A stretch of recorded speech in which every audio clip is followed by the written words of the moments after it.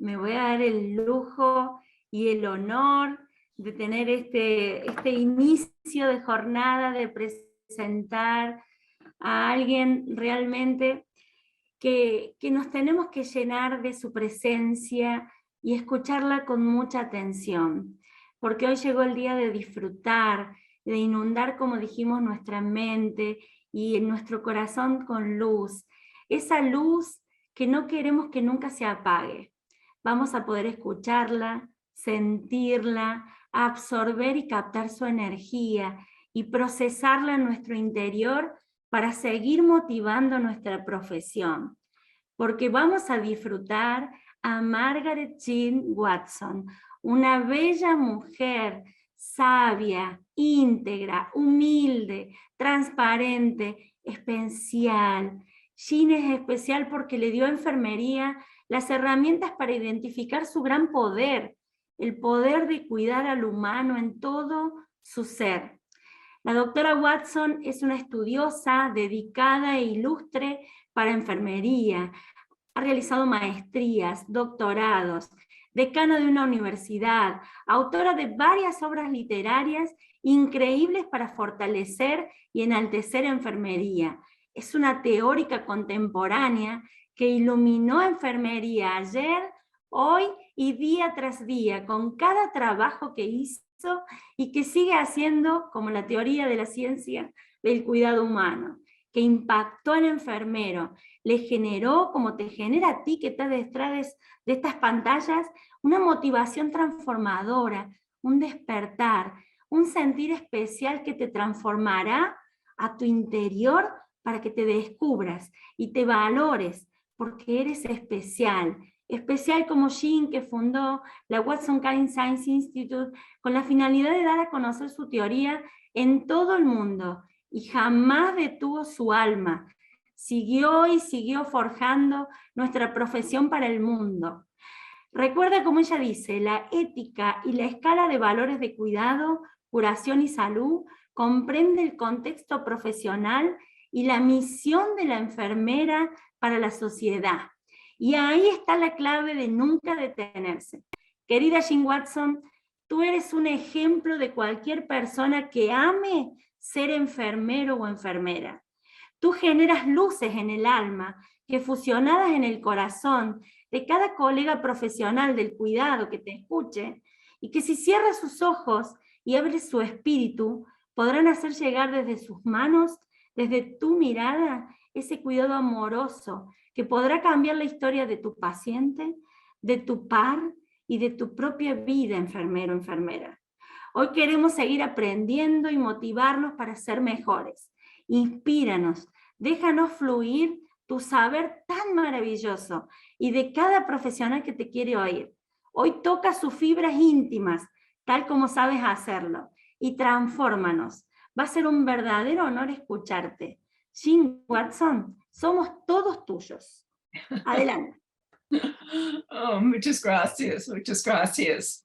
Well, I want us to just take a pause and take a deep breath, because I feel like I want to bow to everyone here for the amazing work that you're doing and you're bringing forth. So I thank you. And I also want to honor the work of each of you in your own countries, and Héctor and his amazing commitment and energy that he's put into this. And I'm also delighted to see Milani here, who's done the translation for me in other countries, which is really special. And seeing these familiar names and places they're from is just beautiful. And of course, I'm in awe and honoring of my colleagues.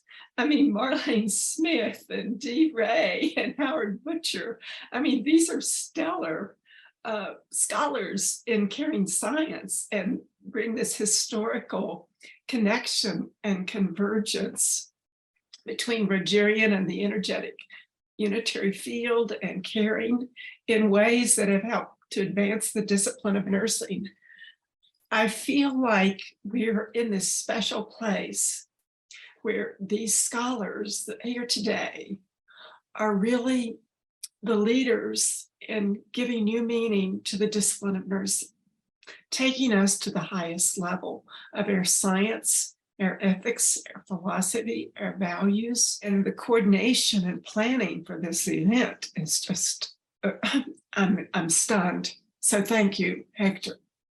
Well, I get dramatic because this is special.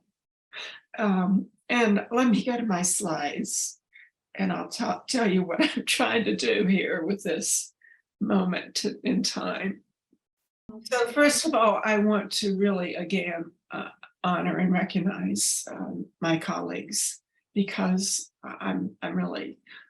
we all build upon each other's strengths and our scholarship. So thank you for being here. And what I'm wanting to do is to capture in the beginning the theme of the conference, which is advances and challenges of caring science.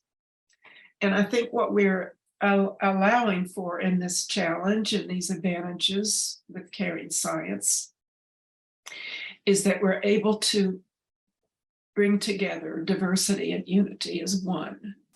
And so it's really beautiful to see the diversity of these countries, and yet we're all converging under this caring science and this broader unitary field that unites us across time and space and physicality and borders and boundaries and language. So it's really a moment to celebrate. So what I want to do is name these challenges. And I'll love to hear more from my colleagues. But the first challenge is, I think there's been this dissonance between what we mean by the profession of nursing and the discipline of nursing. There's a difference. And I think the professional development has been largely focusing on trying to advance the profession in contrast to advancing the discipline of nursing. And this is the advantage of this work, is that the caring science and the unitary field provides a meaningful philosophical, ethical, scientific, and theoretical foundation for the discipline of nursing. And that in turn helps to inform our professional development rather than the other way around. Of course, they interact. One is informing the other, but I think too often we have tried to conform to all the professional demands of the institutions that have defined us, in contrast to working from our own disciplinary foundation to inform and advance the profession of nursing and the practice models that really have to be transformed for the future. So the second challenge that I've identified as part of this conference is that there's been a dissonance between nursing's human universe phenomena, which embraces the whole, and the paradigm of Western science. Of course, we've been restricted in our Western science mentality to this separatist worldview. I'm separate from you, my mind is separate from my body, I'm separate from my environment. And yet, when you step into caring science, you step into a broader evolution of science with the human universe phenomenon, the unitary field. And this is where Rogerian science has so much to offer in terms of this infinite field of the energy of our humanity. So the advantage of caring science then within this challenge is really related to how this work transcends Western science and provides a congruence between and among the human universe phenomena and this evolved unitary worldview. So I think that's another thing, that we're stepping into another evolution of our humanity, indeed, because we all need to evolve in our consciousness if we're going to survive as a planet and going to survive as humans. So the next challenge, number 3, is I feel like there's been an inconsistency between nursing's caring phenomena and the dominant paradigms that we see identified in the nursing literature, from that very era one, which is that particular deterministic. I could go in and do something to somebody else, but it's not going to affect me. And we look at all the parts without putting them back into the whole, versus the interactive perspective in contrast to the unitary transformative era 3. And this is where you start really seeing the convergence and the building upon the Rogerian science and that unitary energy of the human and in relation to the whole. And this is where some of the earlier work of Margaret Newman actually contributed, helped to elevate this kind of consciousness to this dissonance. So the advantage here from the caring science then is that it places nursing's phenomena within the unitary transformative paradigm of science. And therefore it offers its diverse yet converging theories of caring and nursing phenomena. For example, I think we've all been, the nursing's history up to this point has been almost pre-paradigmatic. We've been looking in these silos of our advancement of knowledge and theories. But once you get to the higher level of the unitary field, and then you have caring within that field, then we have a more whole, a more mature level of our discipline. And that's my interpretation of where we are at this time. And so the fourth challenge I've identified is that human caring has been excluded from the meta-paradigm discourse in the nursing literature. And of course, this has been debated and some people still do not see it. Although it's really interesting because the latest definition of nursing actually has it defined, and you'll see a slide later, where nursing is defined as the integration of the art and the science of caring, and deals with phenomena such as human healing, such as compassionate presence, such as the connecting with the whole. So you'll see that in the definition that I'll have as a slide later, because it's the first time that I have seen in my time that nursing has been included in the definition from the American Nurses Association. The previous definition was nursing is the diagnosis and treatment of actual and potential health problems. And that always bothered me because it's using medicalized language to define nursing in a more dense language of diagnosis and treatment, which is not really what we stand for in terms of human caring and healing and health and wholeness. So then the advantage of that counterpoints that challenge is that caring is now included within the meta-paradigm of nursing, at least among the most advanced scholars thinking. At least that's my interpretation. We can debate this, but I think this is what's so exciting. And the fifth challenge is that there's been this theoretical tension versus the paradigmatic congruence and clarity. And I think that's where we've kind of been at this pre-paradigmatic level. And once we get to this unitary field, it allows for convergence and we can see how things are fitting together in a congruent way. And so the fifth perspective, then the advantage of the caring science under that challenge is that unitary caring science and caring science in its whole embraces the metaphysical, the ontological, the epistemological congruence for the discipline and the future of nursing. So these things that have been dissonant over time are now coming together. For example, just in my own history, when we started our PhD program in 1978 at the University of Colorado, the whole focus was on psychosocial and biomedical science, biological. And then we kind of emerge and start critiquing. And then we started focusing on methodology. There was a whole focus on methodology. Like you didn't matter what your phenomena was, you had to fit it into the methodology. But then we started in the nursing literature, that scholars started critiquing the methodology. Wait a minute.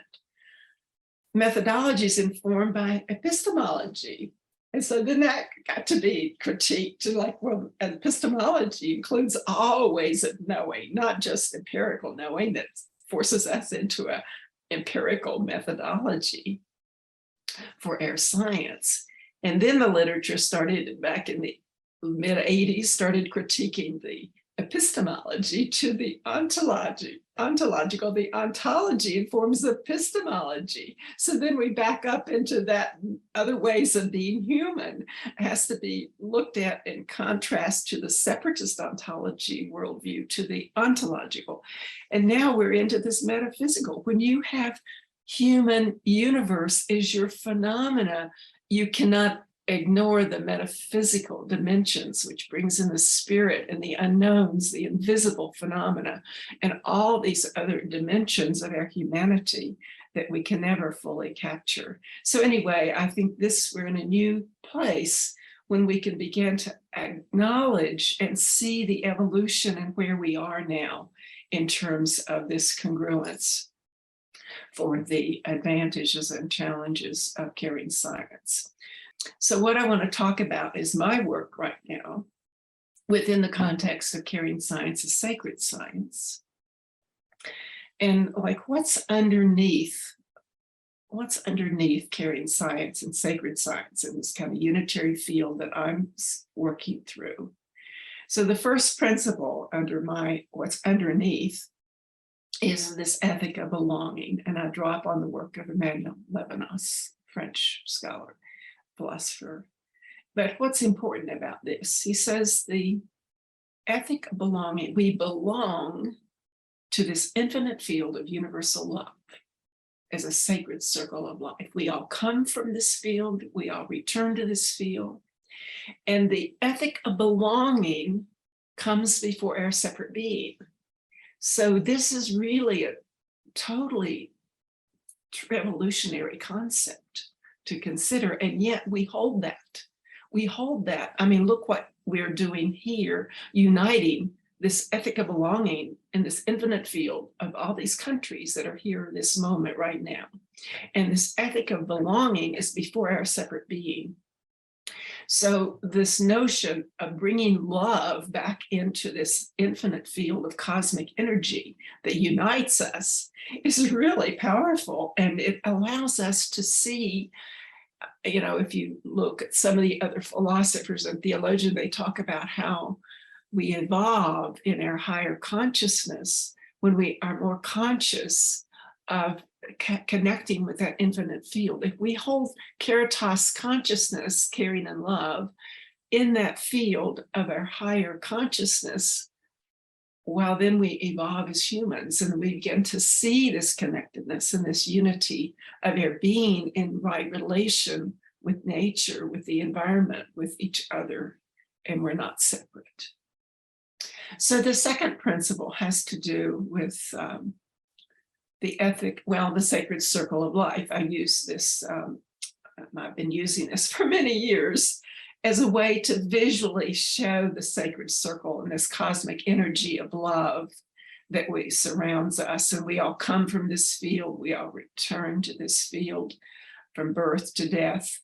And what's interesting right now to see this in the sacred circle concept and the ethic of belonging is that we see this human figure, but this human figure is surrounded in a field of light. And this is 12th century work of Hildegard of Bingen, who was a healer and mystic and scholar and musician and poet and writer, etc.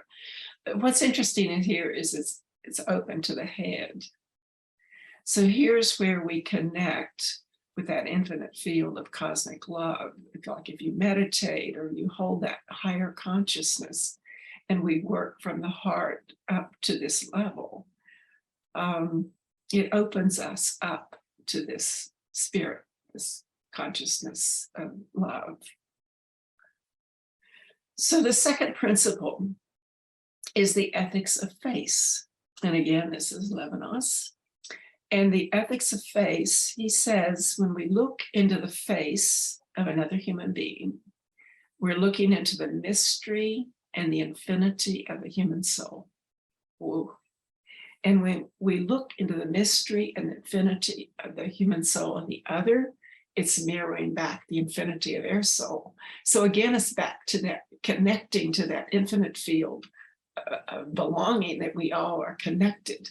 And you just look into the face of another person, you begin to see that connection.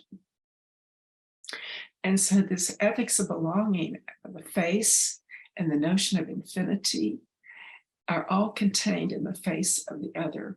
And it's this face-to-face connection. And the irony is that we're doing this virtual, but in some ways the virtual face-to-face is also allowing for us to transmit the energy of our connectedness through the face virtually, because our consciousness transcends time, space, and physicality.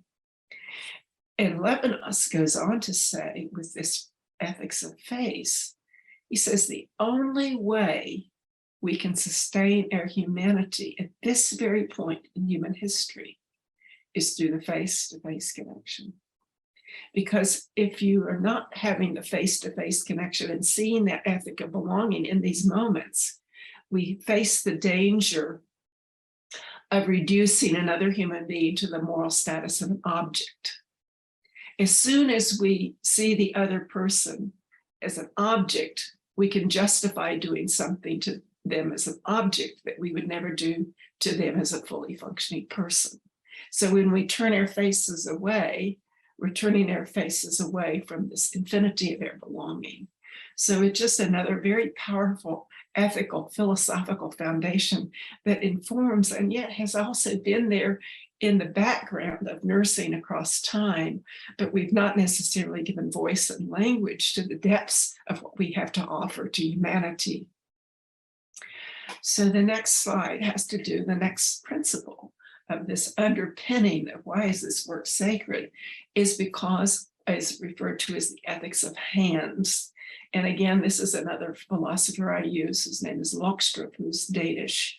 And he says we literally and metaphorically hold another person's life in our hands. And as health practitioners and nurses, we have this commitment. And he talks about the silent demand by our very attitude to one another. We're shaping another's world. We help to make it bright or small or dull or threatening.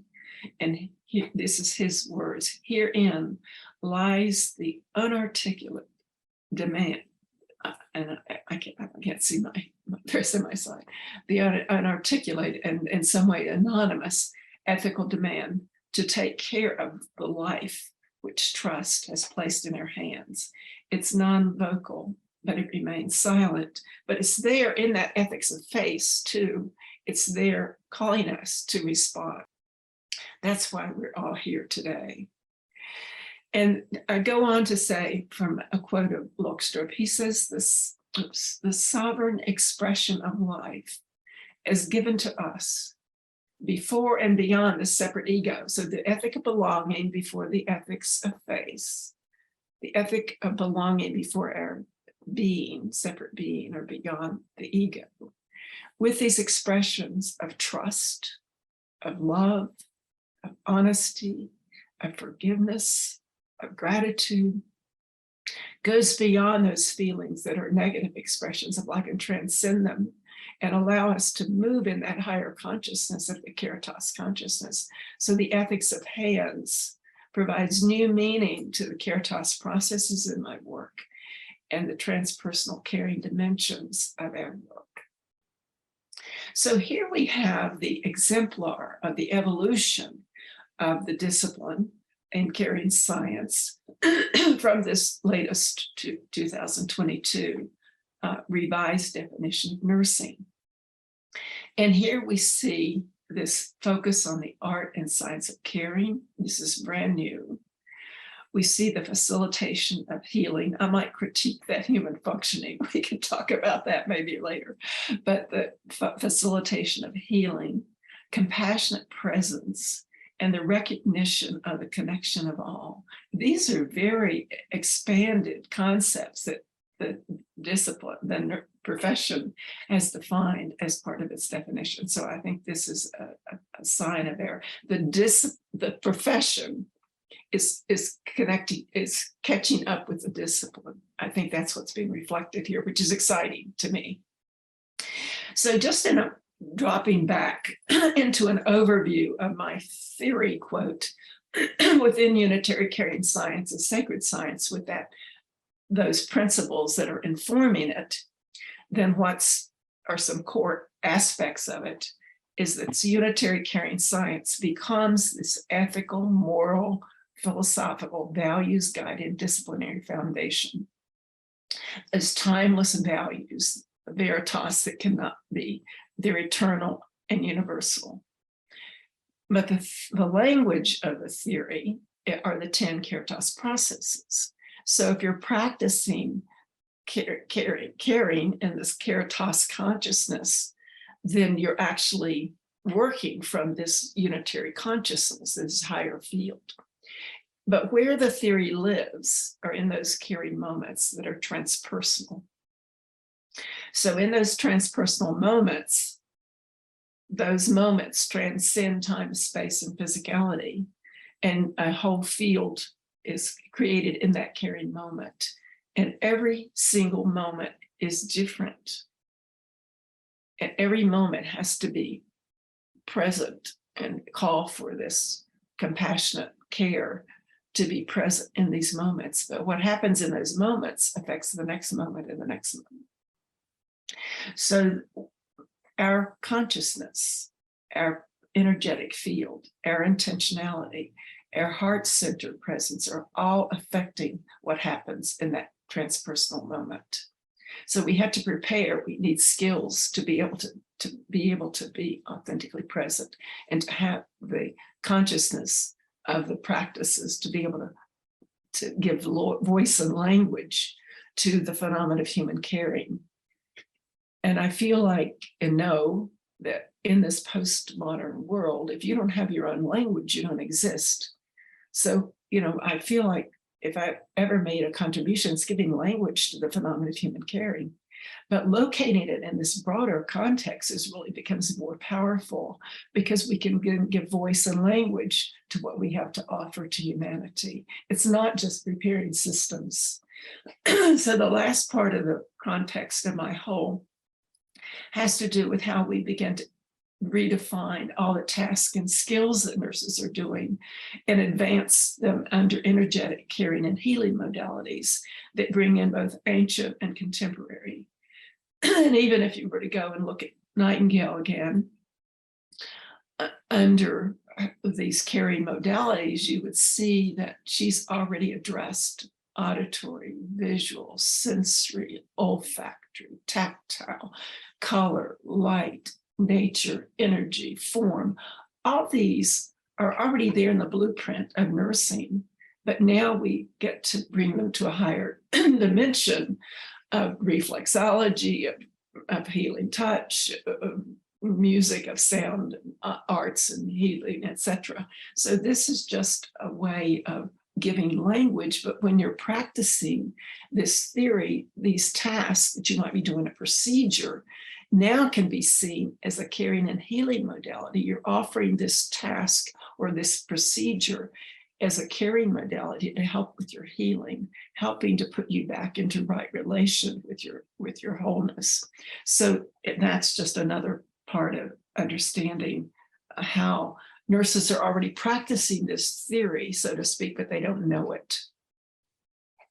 So the caritas then brings in the meaning of a deeper level of caring, because caring in a way has gotten trivialized and it's just kind of a superficial way of everybody talking about caring.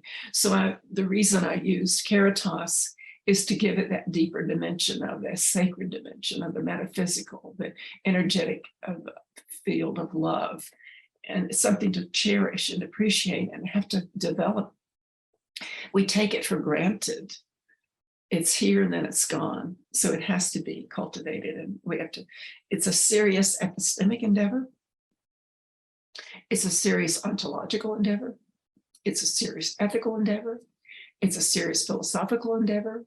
It's a serious practical endeavor to develop knowledge of human caring and healing and health and wholeness for humanity. So these 10 Caritas processes, which I will not go through because you already have exposure to them, but it really starts with self and this humanistic values that we try to sustain for ourselves and others with this loving kindness and compassion, which takes constant evolution. We're all evolving together here. But these processes are informed by this ethics of the infinite belonging, the belonging to the infinite field of love. It's informed by the ethics of face, and the ethics of face of hands, the silent demand to take care of the life that's placed in front of us, and becomes a source for the ontological Caritas literacy, rather than just these competencies. This becomes a consciousness that I'm referring to as a literacy that holds in our consciousness as we enter that space with another human being and informs our practice. When I'm referring to praxis beyond practice, praxis, I mean informed by our values, by our theory, by our consciousness, by our intentionality, by our worldview, so forth. So also, if you go back and understand the definition about integration of caring, of the art and science of caring, it's in these transpersonal caring moments where we find evidence of the energy of the cosmic love. And love is the greatest source of all healing. And these transpersonal caring moments with these Caritas processes is where we begin to find evidence of caring in our practices. So nurses can begin to understand, oh, I'm already practicing this, I just didn't know it. And now when you have language, it makes a difference. So I'm just going to speak a little bit more about the transpersonal caring moment and the energetic field, because it's a visual way of just helping us to see what I mean. That the nurse brings him or herself into a given moment. And I'm drawing upon the philosophy of Whitehead influenced my thinking early on, where we come with our past, who we are, our own background, our consciousness. You can go to past life if you want to get really dramatic here. But we bring ourselves to this moment. And with this moment, we have this phenomenal field. And what happens in this moment where we intersect with another person, it affects, that other person has the same trajectory. They bring who they are in that moment, all their perceptions, and this phenomenal experience that they have, and their anxiety, whatever is going on, their worldview. But when we come together, the nurse and the patient come together in a given moment, this becomes transpersonal because it transcends time and space and physicality. And it moves beyond this moment, the whole Caritas field.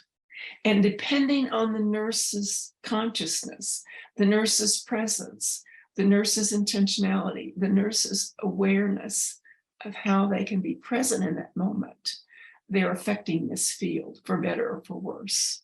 You know, some of this has been referred to as biocytic field or a biogenic. It becomes life-giving and life-receiving for both the nurse and the patient when you have this spirit-to-spirit connection, if you will, in that moment.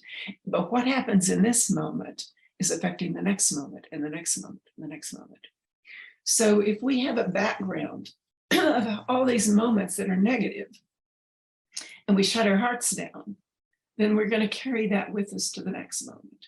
So when we face the pain and suffering and sorrows of another human being, and it gets to be too much, what happens?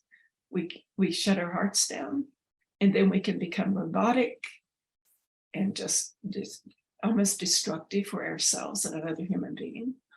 Or we can advance and evolve ourselves to be more human, to be more present, to be more compassionate, to be more attentive, to be more present to that other person, and hold that sacred space for them and ourselves in that moment allowing us both to really advance or to evolve to another level. So this is pretty complicated, but it's so basic to our humanity, because we all bring to these moments what we've experienced. So again, transpersonal, just the definition, refers to this intersubjective spirit-to-spirit connection, and it simultaneously transcends our separateness and connects us to that higher consciousness and the access to that universal field of cosmic love. And in that moment, our presence, our consciousness can actually repattern the field. If you're working with somebody who's depressed or angry, if we hold the higher vibration, we're affecting the field. So then to put it into kind of a Rogerian and quantum principles here, just these are summary points. A thought is energy or light that can be shaped by our keratos, loving consciousness. Emotions are currents of energy with different frequencies. So negative emotions such as hate or anger or fear are lower frequencies and are more dense. And then we have positive, loving, kind compassion for ourselves and others allows us to have a higher frequency of energy and light. So keratos nursing as sacred caring science becomes a form of sacred activism. When you bring in the ethics of belonging, face, and hands, we're contributing to the advancement of humanity that's grounded in love of humanity. It's this cosmology of a unitary worldview where everything is connected. So whatever we're doing to ourselves, we're doing to others. Whatever we're doing to others in the earth, we're doing to ourselves. So this infinite field of universal love, this energy field of life, becomes nature's source for healing. If we want to understand healing, we have to look to nature. If we want to understand human caring, we have to look to nursing, because we have the history of developing knowledge of human caring and practicing. So these universal tasks of humanity, sustaining our humanity, of illness, of healing, of suffering, etc., of all these vicissitudes of humanity are contained within our practices. So then, kind of bringing closure here, some of the essence of what's in unitary caring science, and perhaps all of it, this work of all of our scholars today, we get to bring love back into nursing, into science in a very concrete and philosophical way, and ethical way. It provides the language of the universals of human caring phenomena through the keratos processes. It seems to be universal in terms of around the world, people relate to those. It introduces the transpersonal, the metaphysical, and the sacred dimension of our work. It provides this unitary philosophical ethical context with theory, and it restores the artistry of caring and healing arts as these sacred practices. And so in closing, I just have this quote that somebody did for me, is when we include caring and love in our science, we get to discover that caring and healing professions and disciplines are much more than a detached scientific endeavor, but a life-giving and life-receiving endeavor for humanity. And it's a reminder that we're not here for systems, we're here for humanity. And so it returns us to the light of our humanity and the sacred dimensions of our work. So thank you for listening to me. It's been a lot to process. Namaste, thank you. And I'll stop my screen share now.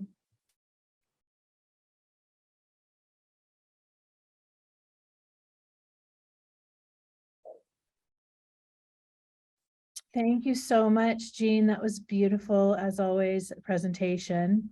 We thought that it would be just beautiful to have allow for Dr. Butcher or Dr. Ray to comment. Dr. Smith is, she's just coming back shortly. She's having to reboot her computer. But Dr. Ray, any comments just from the initial thoughts? Yes, I do. Buenos dias, Jean. Well, I have to say, I was very privileged to be a part of Jean's early work is, I would say 40 years ago, at the first Caring Conference, when Jean presented her philosophy and science of caring, right at the moment when she was about to publish her first book on the philosophy and science of caring. So there were a number of us together, and we shared, you know, this beginning of our recapturing the meaning of caring. And this was back in 1978. So I was very proud also to be at the University of Colorado when Dr. Watson became the dean, and developing nursing as a caring science, and nursing as a caring art, and nursing philosophy, caring philosophy, and then developing the advancement of the doctoral program for our students to be exposed to the concepts and the ideas and the languaging of caring. And so for me, I've been so proud to be a part of Jean's life for all these years, and also to support her with the development of the Watson Caring Science Institute, you know, within a small sphere to begin with, and now reaching out to the world, and especially this morning, reaching out to all of our Latin American colleagues and scholars, and receiving from all of you the knowledge and beauty that you also give back to those of us that kind of began this caring movement, I guess, a long time ago. So anyway, thank you again, Jean, for the beauty of your work and the evolution of it. The and just one more thought. You know, when we say that our science is our nursing science, of course, we want to focus on this meaning of caring as love.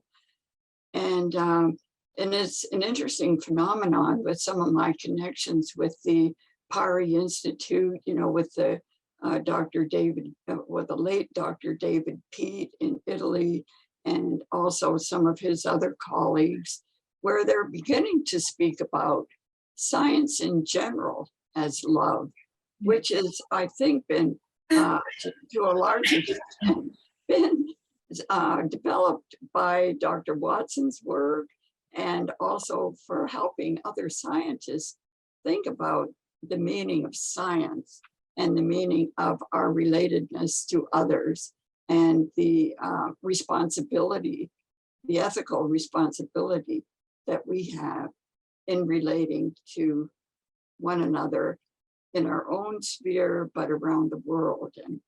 And I think, even though it seems a bit gloomy now in our world, I still think that caring, and certainly the meaning of it within our discipline as love, will be sustained and will be advanced.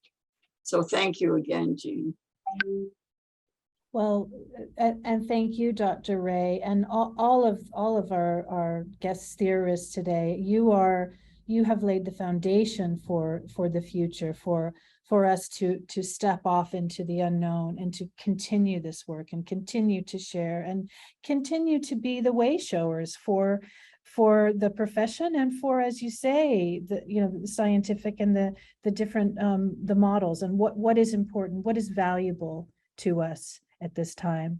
So thank you so much for your comments. Thank you. Dr. Butcher wanted to hear your blue sky thoughts. Oh, sorry, Howard, yes. Yeah, I didn't. Hi, everyone. Hi, Dr. Watson. It's been wonderful to listen to you speak. Gosh, I heard you speak back in the 80s when I discovered nursing theory and nursing science, and your work has been a constant influence and thread throughout my entire career. And to watch how your theory and your work has evolved has been such a joy to follow and to see. I really, it's so amazing to see what's happening, like when you shared the new definition of nursing from the ANA standards of practice, and it just shows how futuristic and how far ahead you have been, and your influence in making this come to fruition. Because I think that your work is critical to the discipline and the profession, because the answer to humanizing nursing is your work. and that's what we need to do, is humanize the profession and humanize care for all. It's so foundational to your work. So the idea that nursing is caring is love is, I see that all as a unity. When I first read your work, what I thought it stand out was when you talked about nursing as caring being its moral imperative. And you were the first to really bring this ethic, I think, to theoretical work in nursing, that the ethics of our care is integral to our work. And now, you've really brought that to life with talking about, Levinas and his work, how that's been integrated into yours. And what really caught my attention is when you didn't say it today, but when you talk about ethics comes before ontology. And I just was wondering if you could speak a little bit about how ethics informs ontology. Well, the ethic of belonging is what he was referring to. The ethic of belonging, this consciousness of the ethic of belonging comes before our separate being. So if we are just seeing ourselves as separate being on the physical earth plane, that's when we are able to objectify another human being. But if you hold an ethic of belonging, that we're all connected, then we have to pay attention to that moral imperative, if you will, that we have to sustain the humanity, the dignity, the respect of another human being. We're here to help alleviate vulnerability and preserve humanity and preserve the human dignity. That's what nurses are doing in the system. We're there preserving the humanity in the system, whether we know it or not. And one of the problems right now is that the system has prevented us from sustaining the humanity in the system, including ourselves and other health practitioners. And that's where we have to have another deeper ethic to bring this forward for our transformation of self and system from the inside out. Mm-hmm, mm-hmm. The other way I put it, and I was influenced by my colleague, Sally Godot, who was a nurse ethicist philosopher who was on our faculty years ago, a brilliant scholar. And it goes like this. In the first instance, we have person gets reduced to patient, and then patient gets reduced to body physical. And then body physical gets reduced to machine or technology. And when you have that without the ethic of belonging, you're able to, unconsciously even, our systems and ourselves can reduce another human being to the moral status of object as soon as you start reducing them down. Just from going from person to patient is one down. Mm-hmm. And then the body physical and the way you're treated, looked at symptoms and disease and treatment. And then you're down to the technology. And when that happens, this is where you have to pay attention, because if you don't have a theory, if you don't have a philosophy, if you don't have a core value that you're able to give voice and language to for change, you actually can justify doing something to others' object. Mm-hmm. As a separate being, in contrast to the belonging that they're human like us. You can justify doing something to them as object you would never do to them as a fully functioning person. So this is the day, and as soon as we label another as object or the other, this is where we have war. This is why we have the crisis in our world today. Mm-hmm. Yeah. Yeah. So it's a heavy duty. Yeah. It's wonderful. Thank you so much. I think the other point that I I'm always inspired. I'm always interested in making sure that there's different roads into this work. So this is very, deeply ethical, philosophical work. At the same time, we all should understand, we all get it. Like, actually, one thing that Jean talks about is nurses are already doing this, but they need, just need to be conscious of what you're doing. Mm. You need to stand in the light and be having that professional practice model as you carry out your work can then inform that system that's actually not catering for that type of model. You need to be the shift, the dynamic, the paradigm, shift the paradigm. Well, if, another way of thinking about it is,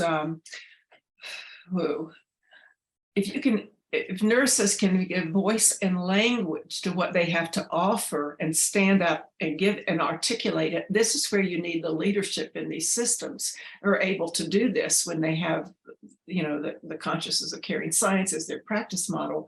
They're able to start making this change. And the other thing that happens that we're already practicing this, but it's ad hoc in those private moments with other people. And what we wanted to do is help them to see that what they're doing in these ad hoc ways of caring, now we bring it from the margins of these ad hoc moments and make it a centerpiece for professional practices to advance practice. And therefore, if you're in a unitary field, whatever you're putting into that field is affecting the whole. So if any one parts of the field, and nursing being the largest part, start changing, it's going to change the whole field. I mean, that's my hope. Well, thank you so much. Absolutely. I think that we all hopefully look at all of us together uniting, and we need to acknowledge that, we are most appreciative of the folks at FAU that are with us today, but similarly, the United States healthcare system has much to learn from many other countries. So we are grateful for the lessons that we are receiving today as well and tomorrow. I will pass on now to Luxana, who is going to introduce Dr. Ray, and we thank you so much. We're right on time, so I'm keeping my timing hat as strict. So thank you very, very much. Blessings. Oh.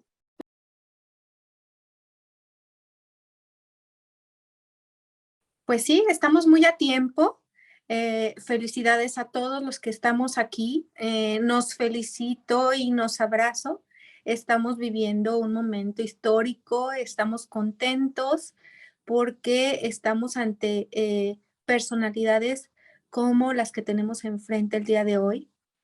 Ha sido un banquete escuchar a la doctora Jean Watson y cómo la doctora Marilyn Ray y el doctor Howard Butcher han platicado con ella, y nosotros nos enriquecemos con todas sus reflexiones.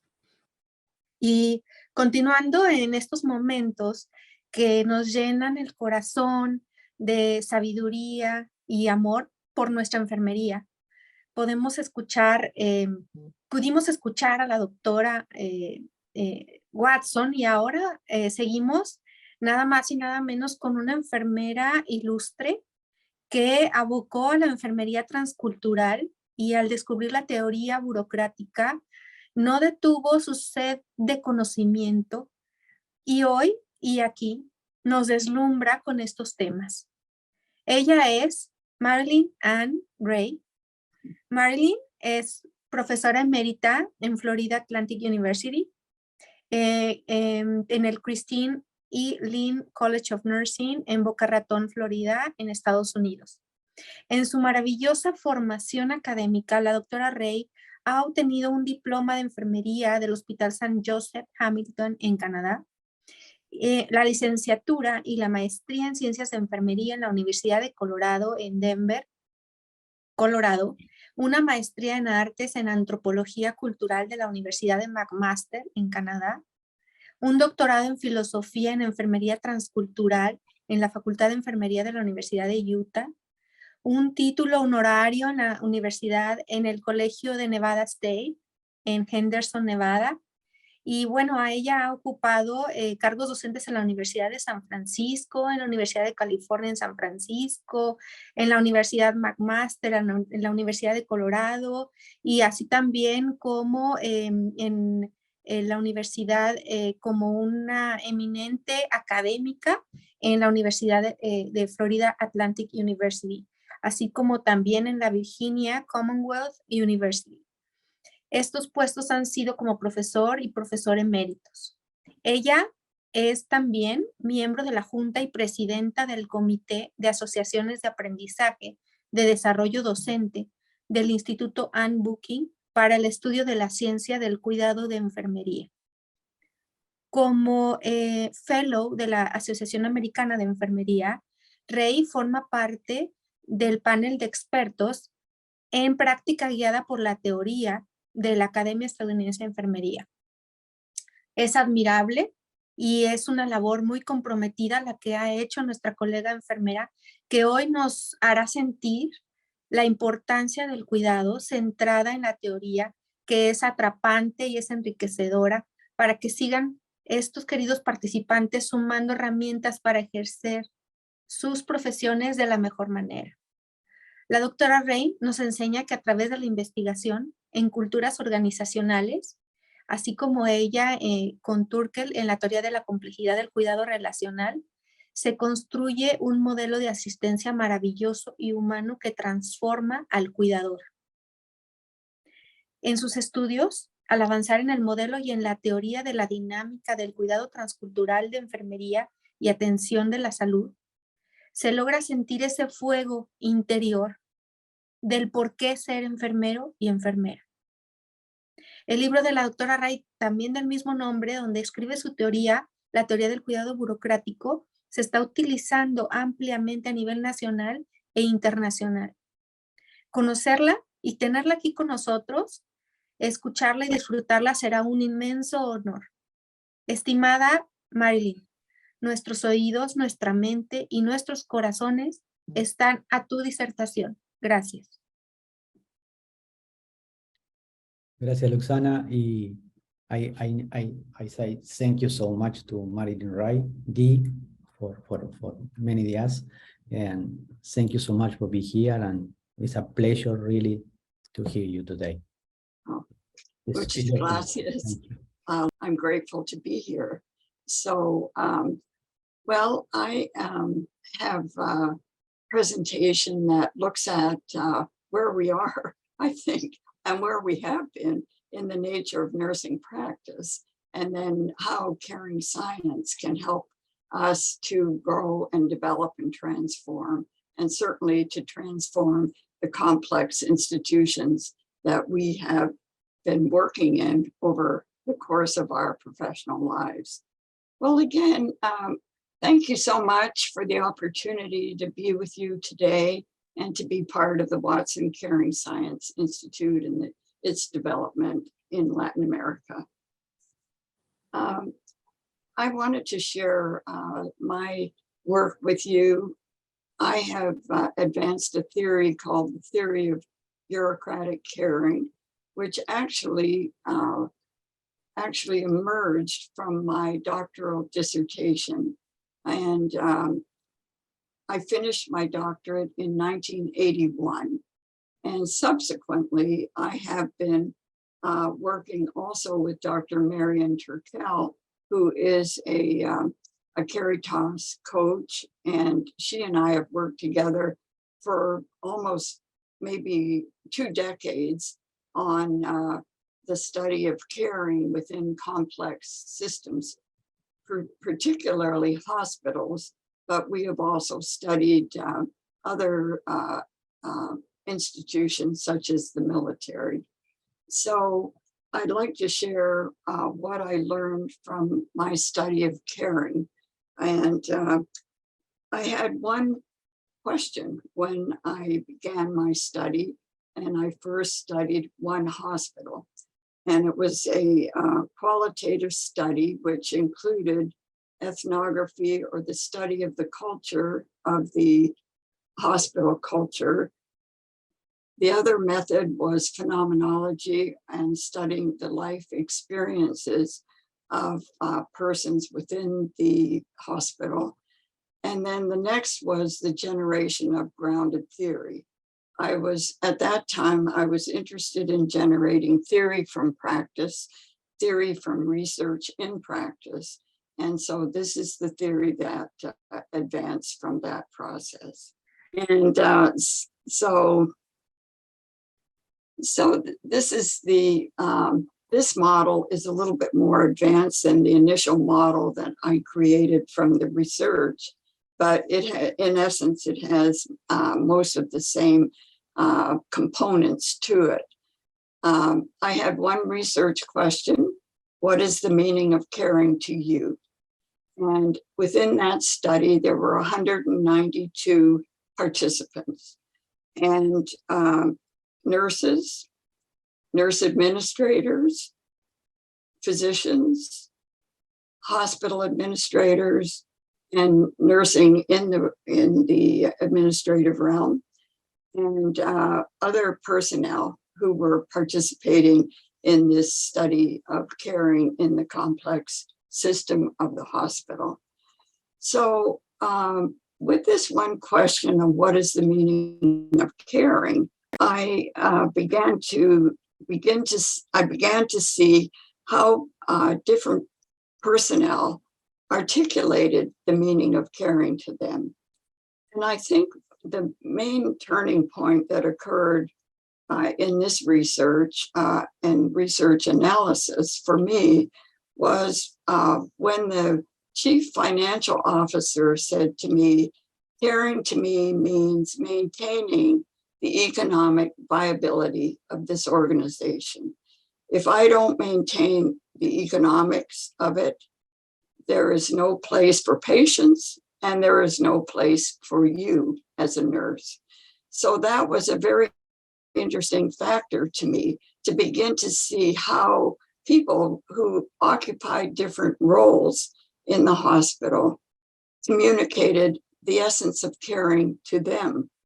And because often, as we see today in some of our practices, as well as some of our literature, there's kind of a we-they phenomenon about the meaning of caring.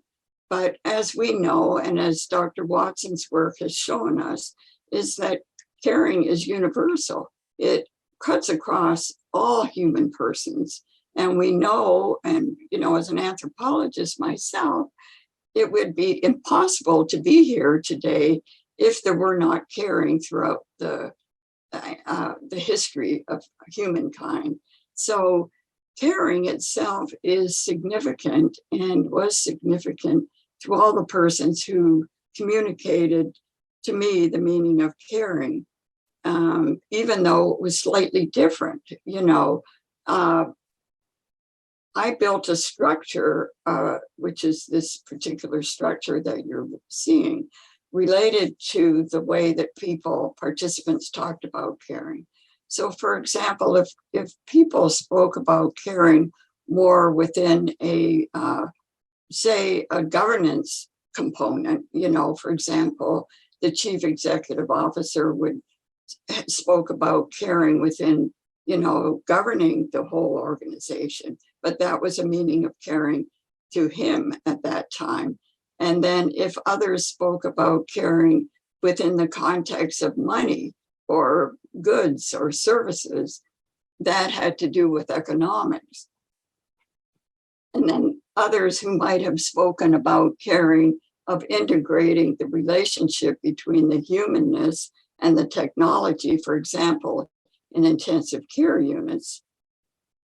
And at the time when I initially did this research, the technology was mainly for life supporting systems for our patients in intensive care or emergency room or any place where the technology was fairly dominant.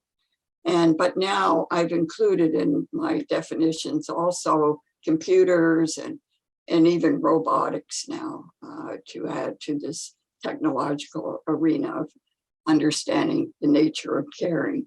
And then the physical, of course, is the body-mind perspective, and the legal has to do with the meaning of caring within the context of organizations themselves with rules, regulations, policies, and then of course the educational component here, and then the social cultural. So again, when we relate the idea of caring to Dr. Watson's perspective on that human environment intergality, we can begin to see that our complex organizations, our hospitals, our healthcare clinics, anything related to systems are also part of that human environment intergality and part of the interrelationship between an individual system such as one hospital and the society at large. So I defined caring, and this definition actually came from when I did a philosophy of caring way back in 1977. But it's the focus of the relationship between charity, which Dr. Watson calls caritas, which is a Latin word for charity, and right action, between love as compassion or doing for the other in response to suffering and need, or justice and being fair in terms of what ought to be done. So even though I've got 2016 here, but it was really created in 1977 and was published in 1981, that definition.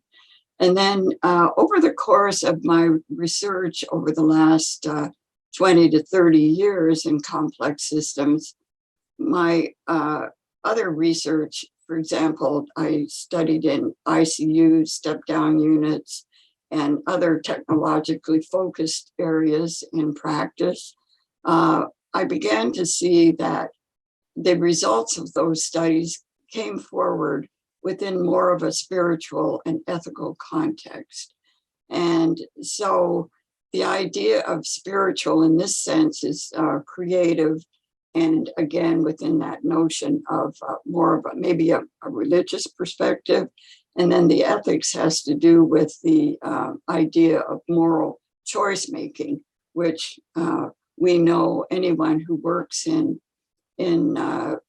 especially in high-tech arenas and institutions has to deal with the moral choices to be made with the patients and family members in relationship to the care of and the long-term care actually of the persons.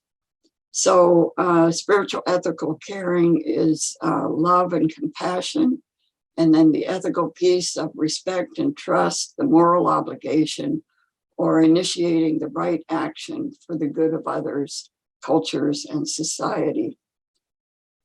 So that is in the center of the theoretical model.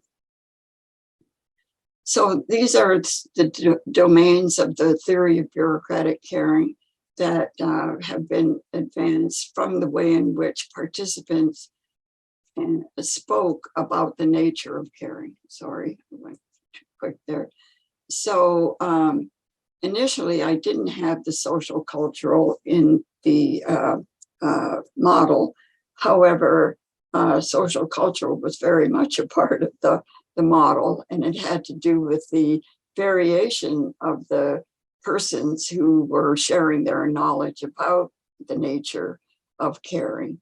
And so I've expanded it now to include diverse groups, kinship groups, ethnicities, and then certainly family, organizational or social cultural perspectives, and complex systems, which are all social cultural, and national and global societal cultures. And then, as you saw in the model, the legal component has to do with the responsibility and accountability to rules, regulations, policies, standards of practice, and rights to privacy, issues related to malpractice, or defense of nursing and medicine. And we know that within complex systems, nurses are always engaged in some type of policy development, and certainly are, because we're licensed personnel in practice, we certainly have accountability relative to our licensures, which have to do with certain regulations that are organized by different nation states and different professional organizations. So nurses do legal caring, are engaged in legal caring on a regular basis in practice. And then the political has to do with the focus of caring within the notions of power and control and authority and governance structures within healthcare organizations. And I know in some of my previous work in communicating with nurses within Chile, the whole idea of the political is very prominent within the context of the healthcare system.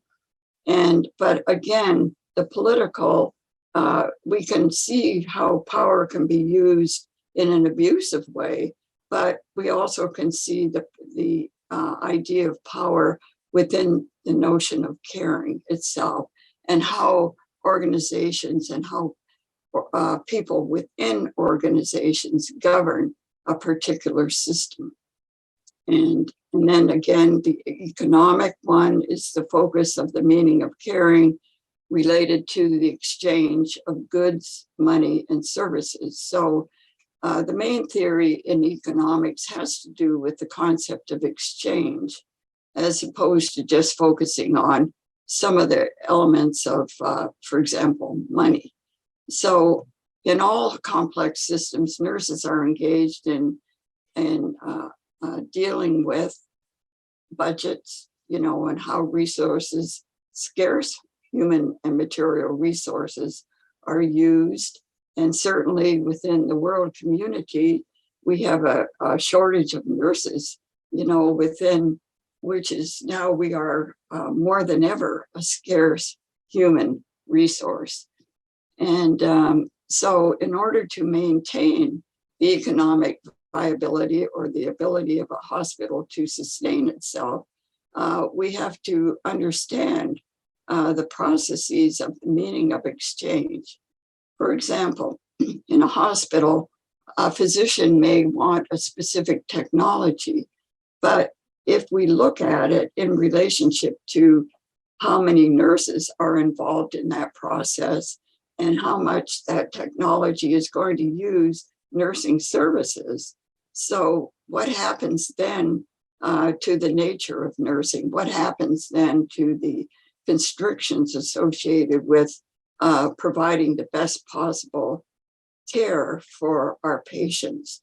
So nurses, and certainly nurse administrators, need to be involved in more and more involved in the process of understanding the concepts of economics as exchange of goods, money, and services.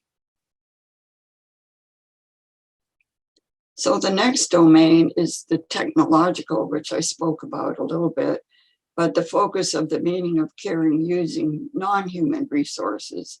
And certainly in today's world, in most complex hospital systems, computers, internet, text messaging, social media, and all of those phenomena. And now, the development of nursing and caring in robotic arenas, and also has to do with diagnostic tests, pharmacologic agents, or how we use medication in complex environments within the context of our institutions.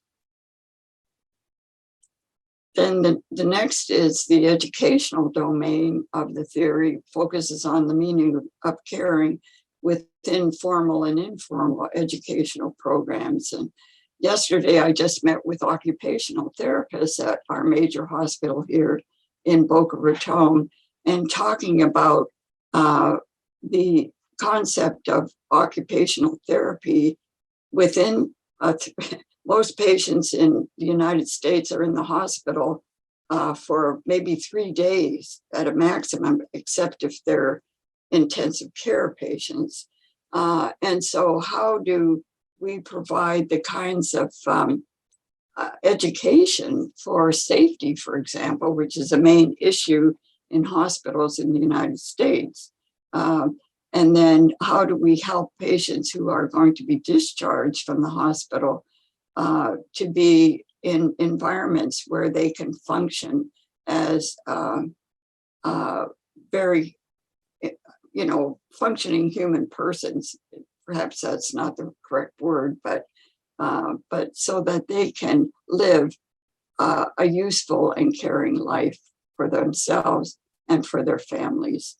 So education is very much a part of the theory of bureaucratic caring. However, often discharge planning today, especially in the United States, and I've been a patient myself, where you get a form and says what you're supposed to do when you go home, with no nurse involved in the process of sharing the information that is necessary to have health and well-being when you leave the institution. And then again, another domain is the physical, which focuses on the physical state of being, which includes the biological and mental patterns. And now most of us, as Dr. Watson had shared with us about the focus has always sort of been on this biomedical model, or the medicalization of care and healthcare in complex systems. But now how we have to bring in the holistic perspective, and certainly we as nurses, to bring in that body, mind, spirit interconnectedness and show its influence within ourselves and on each other.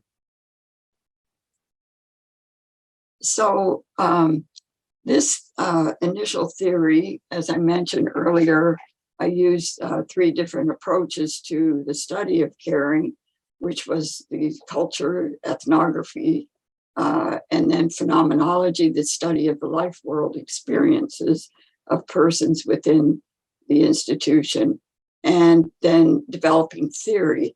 I was in the actual field in the hospital for 1 whole year, studying caring within every domain, every place in the institution, as well as on every shift for 1 year before I did my data analysis afterwards. So I had a very good perspective on the meaning of caring. And then from the expressions that the persons, my diverse participants, again, they were patients, nurses, non-nurses, and other personnel. So the substantive theory is what I call differential caring, that dominant caring characteristics vary from the expressions of diverse participants. And I took the more dominant ways in which people talked about caring. Many people talked about the nature of caring as more empathy, or perhaps they used the word compassion. Maybe they used the word attention. And but from those expressions, I created these more dominant caring characteristics from this research. And so this differential caring was what came from the expressions of individuals within my research. So as I mentioned, that in certain areas of the hospital, for example, ICUs, the concept of the interface between caring and technology, which I called technological caring, was very present in the intensive care unit, as well as in the emergency room, the operating room, the step-down units, the recovery units where I was engaged in studying and observing caring in these different places. So the roles were expressed, if people held a administrative role, most of the time the focus was more on the political, the authority realm, the governance structure, or the economics, the idea of maintaining the budget. And in this study also, for example, the majority of what we're talking about today within the context of loving care actually was present more in my study within in the oncology unit, as opposed to, for example, the medical surgical units that I also study. And so that's why I began to see caring in this context and how it differentiated itself between roles and areas where people work in the institutions. And then, so after I did my data analysis, I was interested also in generating what in theory development, and especially if we're using the theory of Glaser and Strauss, who were the two sociologists who advanced a grounded theory, or theory related to grounded in practice or in society or culture. We had the two levels of theory, the substantive from the actual expressions of persons within these various contexts, and then creating a more formal theory, which could not only include those expressions, but also take into account some of the social cultural literature and knowledge that was present and historical knowledge that was present. So what moved me to develop a concept like bureaucracy was related to looking at complex systems within that concept. Max Weber was the father of bureaucracy. He was a German philosopher and sociologist. And when I was doing my analysis of the institution and the data within it, I was also working with my doctoral committee, who were afraid of this concept of bureaucracy because it is not the most valued or perhaps the most loved concept at least in the Western world. And so, however, to me, bureaucracy was the concept that included all of the caring phenomena that I identified, such as the political, the economic, the legal, the technological. And it also dealt with the fact that within complex systems, there is a hierarchy. There's a administrative a group who are the persons who manage the systems, both nurses and non-nurses. And the non-nurses, of course, are the chief executive officer, chief financial officers, and other personnel who manage, the system at large. And then so my committee wanted me to soften this term and call it corporate. But corporate to me meant that it just meant the top level. It didn't take into consideration all of the factors that related to what I thought should be articulated in my theory. So I was able to sustain the word bureaucratic, which has over the years since I created this work has been to some extent problematic with many of my own profession of nurses. And however, I still think it expresses the way that this caring research actually came forward. So the bureaucratic caring theory is a integration or synthesis which emerged from Hegel. Now, I use the philosophy of Hegel, which deals with the thesis of caring, which has to do with more of the human dimensions, the spiritual, the ethical, and cultural, within the context of its opposite, the antithesis of caring, as bureaucratic, as economic, political, legal, technical. So looking at that paradox, and perhaps many of you are accustomed to the philosophy of Hegel, but Hegel has the thesis of a phenomenon and always looking at its opposite, and then looking at how could it be reinterpreted within a more synthetic or integrative way. And so that is how I analyze this work.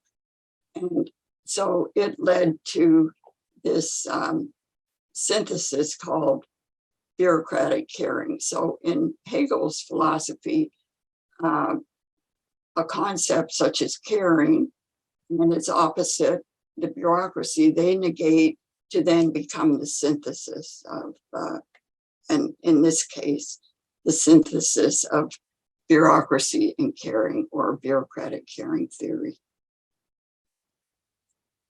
So again, just so that people have an understanding of why I selected the bureaucracy or bureaucratic as part of this theory, has to do with the way that bureaucracy is defined, and Max Weber is his work is still dominant within the context of study of complex systems. So specialized roles, which we all have in institutions such as nursing, medicine, administration, and all the other roles. The hierarchy of roles, which starts with management and then goes into, if we're looking at nursing, we look at nurse managers, charge nurses, clinical nurses. So there's various role differentiation amongst them. The division of labor itself and the responsibility and accountability for the roles that we have within the context of complex systems.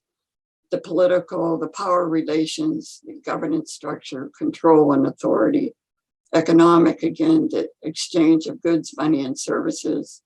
Technology, the procurement and use of non-human resources. Legal, the rules, regulations, and policies. And then recruitment based on merit. So, for example, when nurses are hired in an institution, they have to be licensed to practice. They have to have certain knowledge base, university degrees and that kind of thing. So that's the meaning of bureaucracy. Then I want to give one exemplar in one of the most complex systems in the world, which is the United States military. I'm a retired colonel in the United States Air Force. And so a few years ago, the US Air Force decided that they wanted to develop a professional practice model to guide nursing practice and care within the, in this situation, initially the Air Force, and then it's advanced into the Army and the Navy. So I was asked by the Surgeon General, Lieutenant General Hogg, retired now, about my theory and its process within the context of, first of all, beginning with the Air Force, and then where we would go from there. So we developed, I was also a consultant on this project, and Colonel Marcia Potter, retired now, she was the former action officer for optimizing primary care in the United States Air Force and the National Capital Region and the Defense Health Agency. So this executive team plus General Hogg and Colonel Potter and myself, we developed this model And so this is the United States Air Force and Defense Health Agency's professional caring practice model. So they asked if they could change the model from my model. I said, absolutely. Theories grow and change as a result of being applied in practice or applied in different arenas. So you can see around the periphery of this model are the concepts from my theory.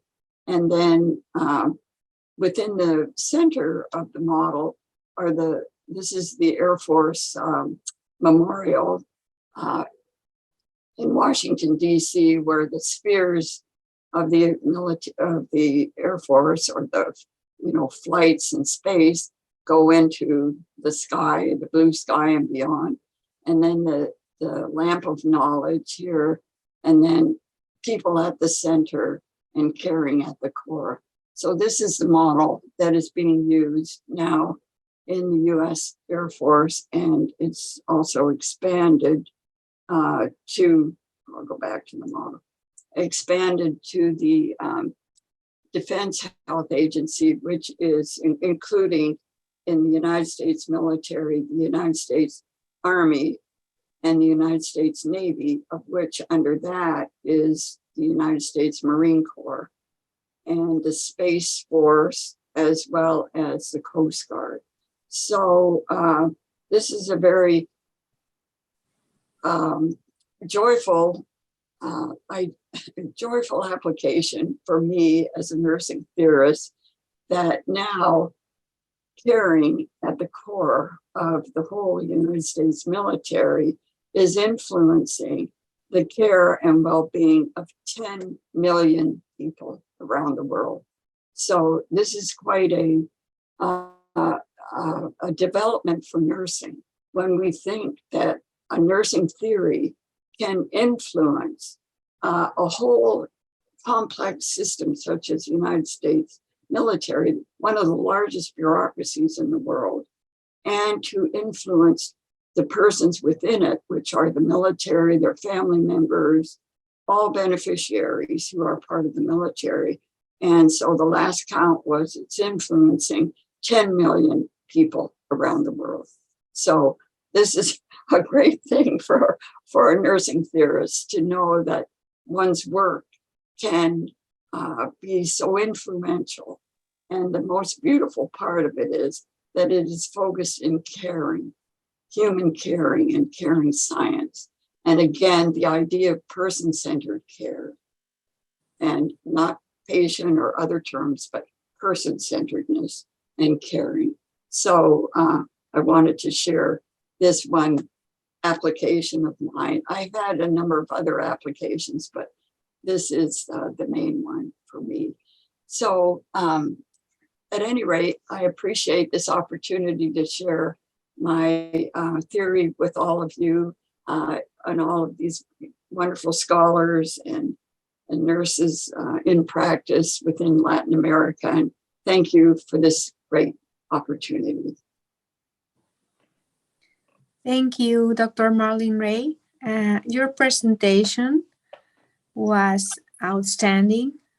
I think we got a very clear idea of the concept and meaning of bureaucracy, and also how the framework of Weber fits the nursing professional practice model, and how your theory has been developed through the years. Thank you for your presentation. If we have 15 minutes for questions, so I am going to give you 2 questions that are on the chat. Okay? Yes, absolutely. Thank you. Okay. The first one is, since we believe that nurses carry these theories to their clinical activity, in Chile, we have a rupture between research, academic, and clinic, since the model is strongly biomedical. Any suggestions for you, Dr. Watson, or any of you, that what steps or our first step based in your experience? Well, when I had spoken with the nurses from Chile a few months ago, we started to look at the political environment from the standpoint of how the healthcare system is constructed within the nation itself, and looking at one of the parliamentarians has presented the idea of political justice, political and environmental justice. And so I began to see within the nature of healthcare and the nature of nursing, how we can take some of the ideas that are generated within the national governance system and how it can be applied to institutions, like we also talked not only about hospitals, but also educational institutions, but how to build the confidence within the nursing personnel based on our connection and interface with larger systems such as the political system or within the institution of the education, how administrators are talk about the nature or the mission of a particular organization, and then how nursing can present its own body of knowledge and its own commitment to the nature of healthcare and providing the best possible healthcare to the persons of the nation itself. And so I kind of use my model a little bit, with the notion of looking at political caring, legal caring, even though these are notions of parts as such, but they're part of a whole. And helping nurses see, one of my main things is how do nurses build confidence in caring? It's one of Sister Dr. Roach's concepts from her philosophy of caring. But to me, one needs to have this confidence in our knowledge base, as Dr. Watson shared as well, and its meaning in our practices or our educational institutions, so that we can take our place at the table as co-equals with these other administrators or even political persons. My brother was a member of parliament in Canada, so he always told me that the essential role of a parliamentarian is to maintain the ethics, because all of their actions have to do with their impact on persons. So a parliamentarian or a politician is supposed to be ethical because their decision-making impacts everything related to the citizens of a nation state. So subsequently, I feel that I'm an idealist as well, but I believe that the political realm, we have to understand the concepts of political and environmental justice, the idea of how are we fair to people, and it filters down in that human environment integral relationship that Dr. Watson spoke about, the unitariness of our systems, that the moral and ethical concepts related to caring are critical. So I don't know if I've answered the question or not, but maybe Dr. Watson has some additional ideas. Well, Dee, first of all, thank you for your amazing work and the history and evolution, the way it's come full circle in terms of the U.S. military is quite a phenomena. I think what's exciting to me was to see the final model which shows the complexity of all the dimensions that are affecting caring, but in the center was the core of caring and the human focus. I thought that was really quite a nice synthesis from the dialectic, because we're still dealing with this dialectic between caring and non-caring, and depending on which lens we use, you know, technological or spiritual, and yet it's all whole. So to me, the hologram concept of the whole is in the part.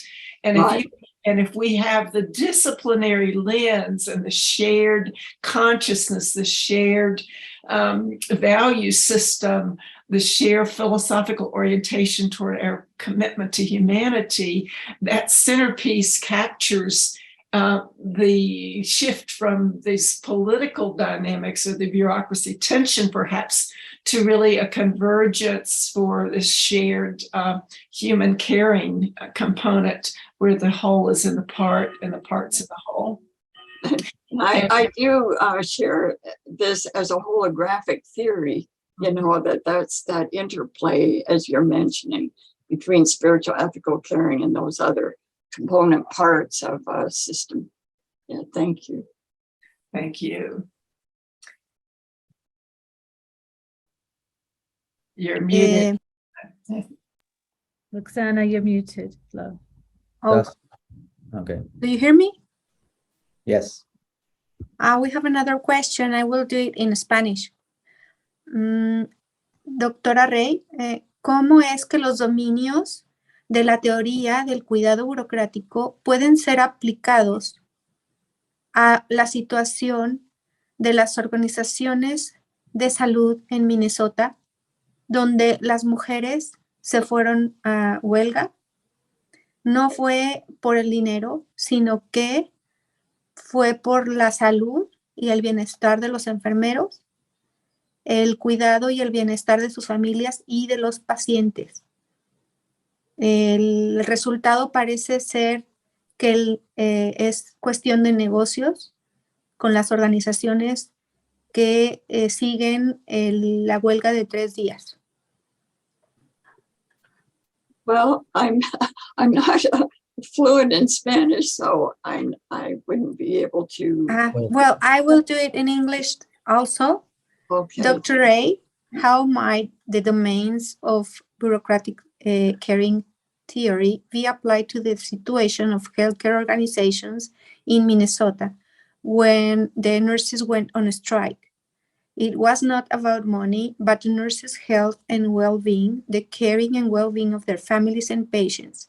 The outcome seemed to be business as usual, with the organizations following the 3-day strike. Mm-hmm.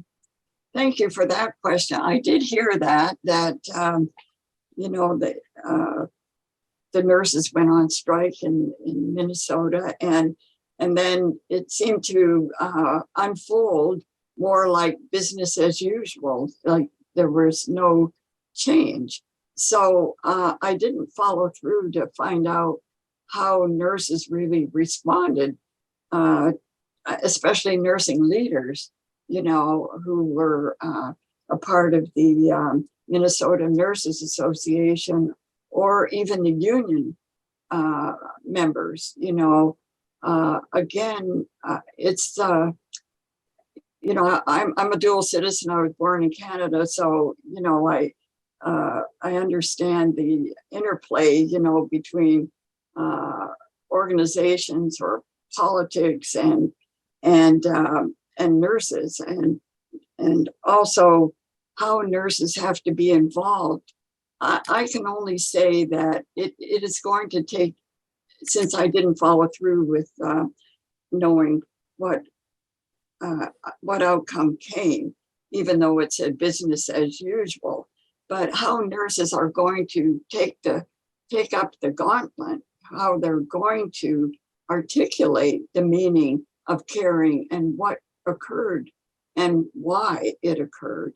You know, nurses were trying to make a statement by going out on strike. So as a consequence, you know, 3 days, patients didn't have care, or they had to restrict care during those 3 days. I think they did articulate the fact that they were going to be out for 3 days only. They didn't say they were going to be out for, longer than 3 days. So hospitals and hospital administrators, made concessions for not having nurses at the bedside, or many nurses, or maybe they used nurse administrators who are generally not within the union, to do some of the care.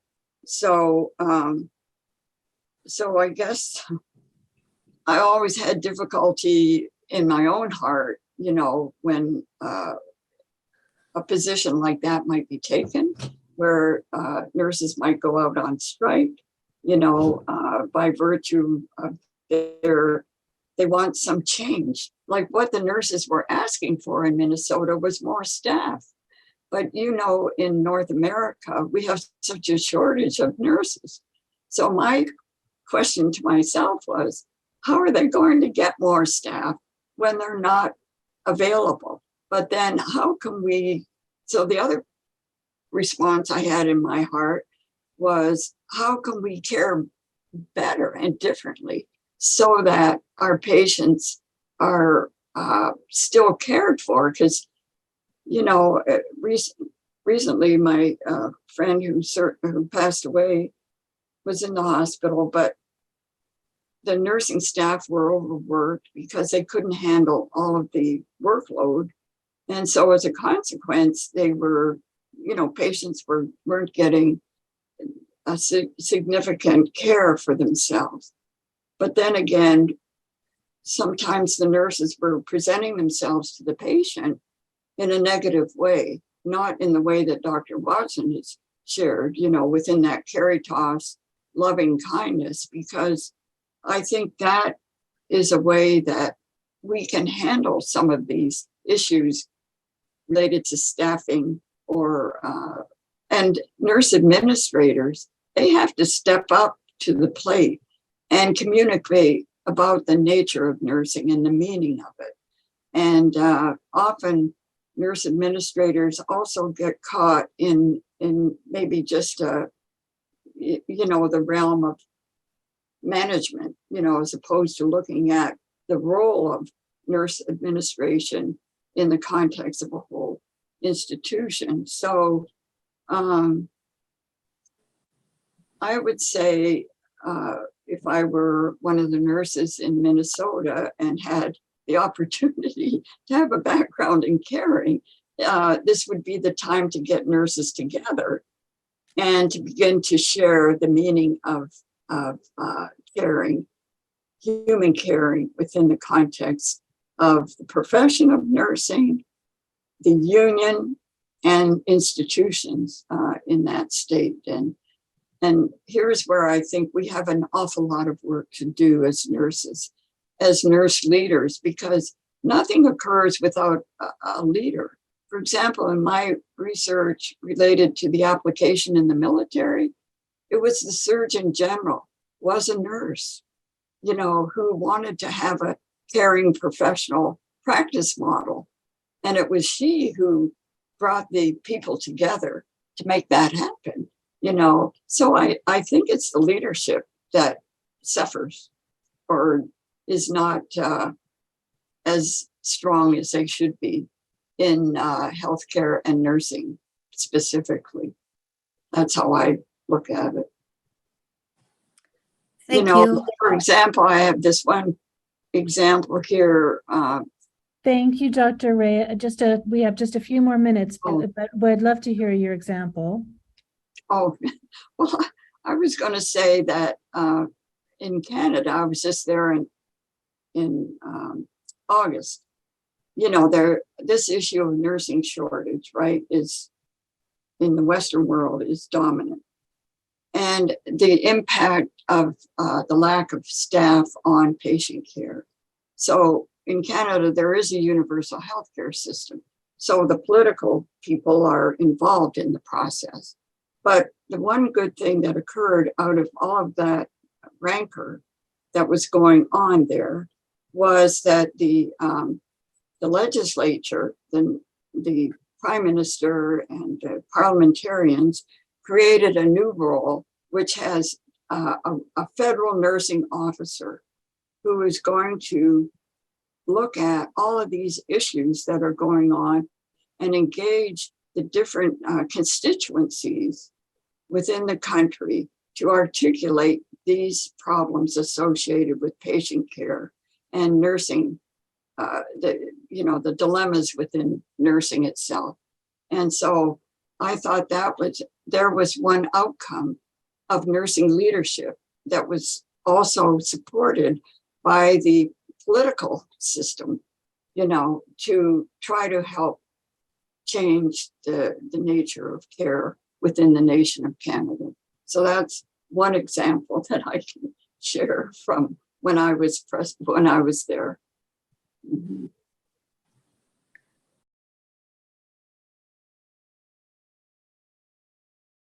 Vamos a pasar a la siguiente ponencia. Gracias a todos y bueno, esperamos que el Héctor nos presente a nuestra siguiente teorista estrella que tenemos el día de hoy. Muchas gracias. Ok, bueno, muchas gracias, Luxana. Antes de comenzar, I need to say thank you so much to Dr. Ray. Your presentation was amazing, so we love you. Thank Gracias. you. Yes. So, vamos a presentar a Marlene Smith. Hoy es un día especial, día de mucha luz, mucho aprendizaje y día para seguir este camino donde cada uno deja para sí conocimientos y fortalecimiento de la profesión. Es por ello que continuamos con alguien que con su sonrisa nos trae hoy una ponencia hermosa. Ella es la doctora Marlene Smith, una gran profesora y decana emérita, directora del Instituto Anna Boyken para el avance del cuidado de enfermería en la Facultad de Enfermería Christine E. Lynn de Florida Atlantic University. La investigación y los estudios de la doctora Smith se agrupan en dos áreas: analizar, ampliar y amplificar teorías de enfermería y desarrollar conocimientos relacionados con el proceso y resultados de la sanación, específicamente en terapias táctiles. Marlene es conocida por su gran experiencia relacionada con la intersección entre la ciencia del cuidado unitario y la ciencia del ser humano unitario, y en el desarrollo de una teoría de rango medio del cuidado unitario. Su investigación incluyó un ensayo multicéntrico aleatorio controlado, financiado por los Institutos Nacionales de Salud, centrado en los resultados de la terapia de masaje y el toque para las personas con cáncer avanzado en instituciones de cuidados paliativos. Como verán, una profesional interesada, brillante y dedicada en el bienestar de las personas. La doctora Smith recibió el premio Martha y Roger de la Liga Nacional de Enfermería, el premio CDLI de la Fundación Matthew Ford Rummer y premio a la alumna distinguida de la División de Enfermería de la Universidad de Nueva York, y fue seleccionada como académica honoraria de la Academia Global de Medicina Holística. Una gran profesional que será un honor escuchar hoy y aquí. La doctora Smith está certificada como enfermera holística y avanzada, y entrenadora de enfermería de salud y bienestar, y ha completado programas de certificación de una variedad de prácticas de cuidado y sanación. Ha publicado más de 150 artículos y capítulos de libros. Ha coeditado o editado 4 libros. Por ejemplo, Nursing Theorists and Nursing Practice, Caring in Nursing Classic, Philosophy and Practice of Emancipatory Nursing, etc. Ella ha ocupado cargos docentes en la Universidad de Duquesne, la Universidad Estatal de Pensilvania, el Colegio de La Roche y la Escuela de Enfermería de la Universidad de Colorado, donde fue directora del programa de maestría, Centro para la Práctica del Cuidado Integral y decana asociada a asuntos académicos. Actualmente es presidenta de la Society of Rogerian Scholars y es miembro de la junta directiva de la International Association of Human Caring. ¿Qué decirles? Hoy nos sentimos felices de que puedan tener el privilegio de compartir estas disertaciones, donde el regalo es para cada uno de llevarse la inspiración de estos líderes enfermeros, que enaltecen nuestra arte y nuestra ciencia. Disfruten, reciban el amor de estas personas que tan bien nos hacen. Gracias Marlene, por estar, por ser, parecer y hacer de la enfermería tanto. Te escuchamos. Thank you so much, Marlene, for being here with us today. It was an honor for me to introduce you. We can hear you. Muchas gracias, Héctor, and buenos dias. I think it's still morning, and bom dia to all of you. I'm so grateful to be here, and I'm grateful that my technology is working again because I was losing everything. But hopefully it's going to hold. And I want to thank, of course, Héctor and Julie for this invitation and for your exciting work in the Latino-Iberoamerica Watson Caring Science Institute. It's just amazing work. And to see all of you out there and so engaged in all the wonderful work that you're doing to advance caring science where you are is just incredible. So I'm in awe of you. Also, of course, to thank Jean for doing it all. You know, she's the one that got this all started, and I honor her with anything that I do, because I feel like without her, I wouldn't be here and wouldn't be doing the work that I'm doing. You see the first slide. Is it looking like a slideshow? Is that okay? Yes, it's perfect. Okay, it looks different on my screen, so that's what I was wondering. Okay, get started here. I want to start with this quote from Jean, and it says that caring and love are the most universal, tremendous, and mysterious cosmic forces. They comprise the primal and universal source of energy. And of course, we heard her speak so eloquently about this in her presentation. And I use this quote because I think this understanding is what inspired me to try to understand about the nature of this wonderful energy, this powerful force that we have in our being as nurses. You know, we have this to give.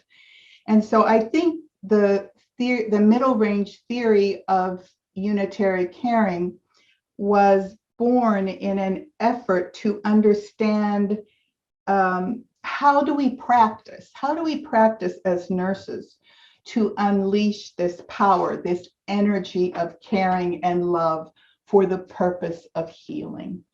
And so that's kind of how I got started. And as I said, without Jean, this would never have happened. So this is kind of the purpose of the presentation today, is to describe the evolution of a middle range theory of unitary caring. So the conference is focusing on the advancement and the challenges. And this part is my sharing the advancement of this theory over time. So I'll talk a little bit about the purpose of the theory and how it was developed.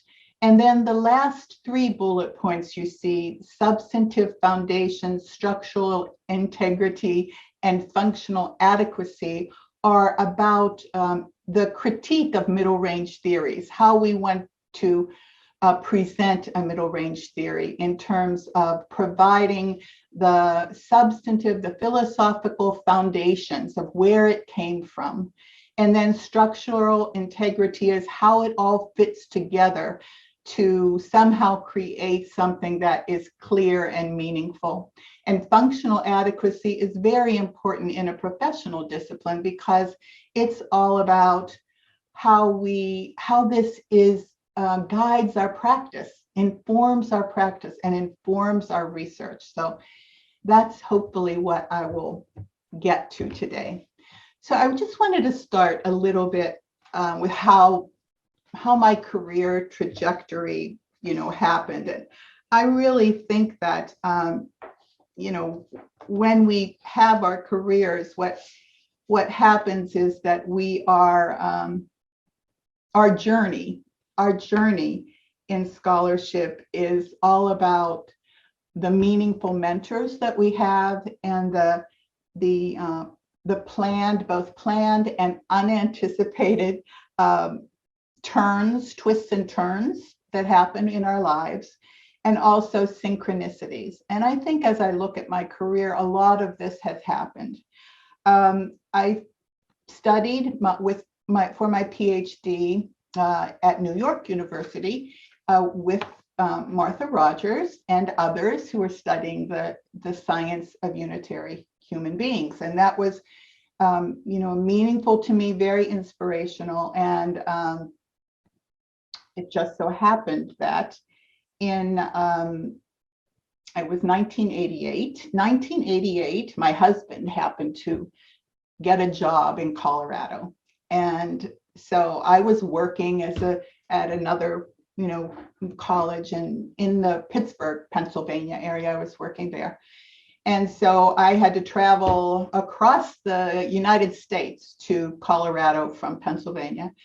And I was fortunate enough to join the faculty of the University of Colorado when Jean was the dean there. And so as you can imagine, you know her visionary, who she is, this visionary, her inspiring nature, her energy.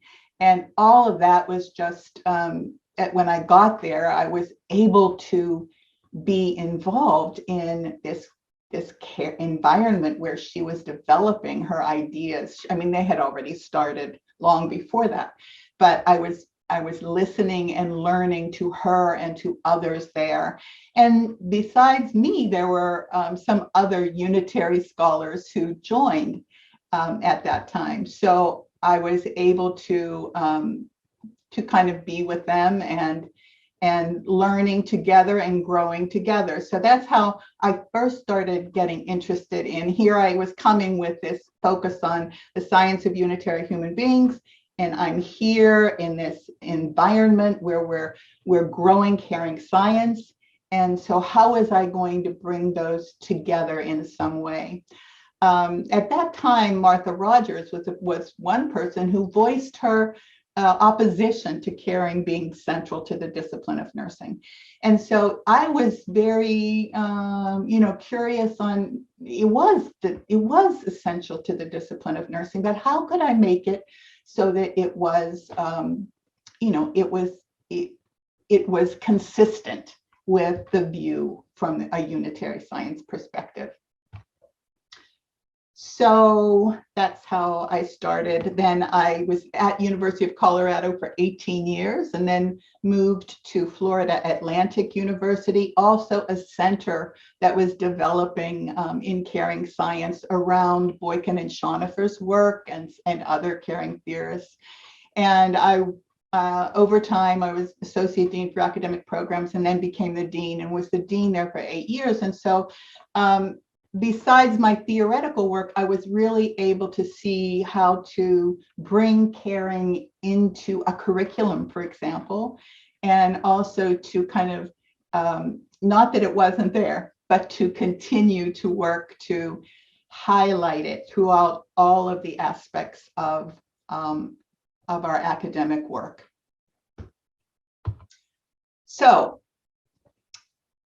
here you have the beginning, and the beginning of the theory itself happened when I was about 1998, and I was on sabbatical. And so I decided for my sabbatical that I was going to work with Margaret Newman because I was really intrigued by the work that she was doing on health as expanding consciousness. And also Richard Cowling, all of his work on pattern appreciation was intriguing to me, and how he was talking about that appreciation process and how it was very different from our biomedical paradigm of diagnosing and identifying problems. So I decided to again work with them, and out of that came this theory of unitary caring as a kind of a set of 5 concepts. And then over time, I developed the assumptions that went along with the theory, and then propositions for the theory, and And then I continue to work on it and try to refine it. And I'm really interested in making it very clear and usable for practicing nurses. So that's my hope.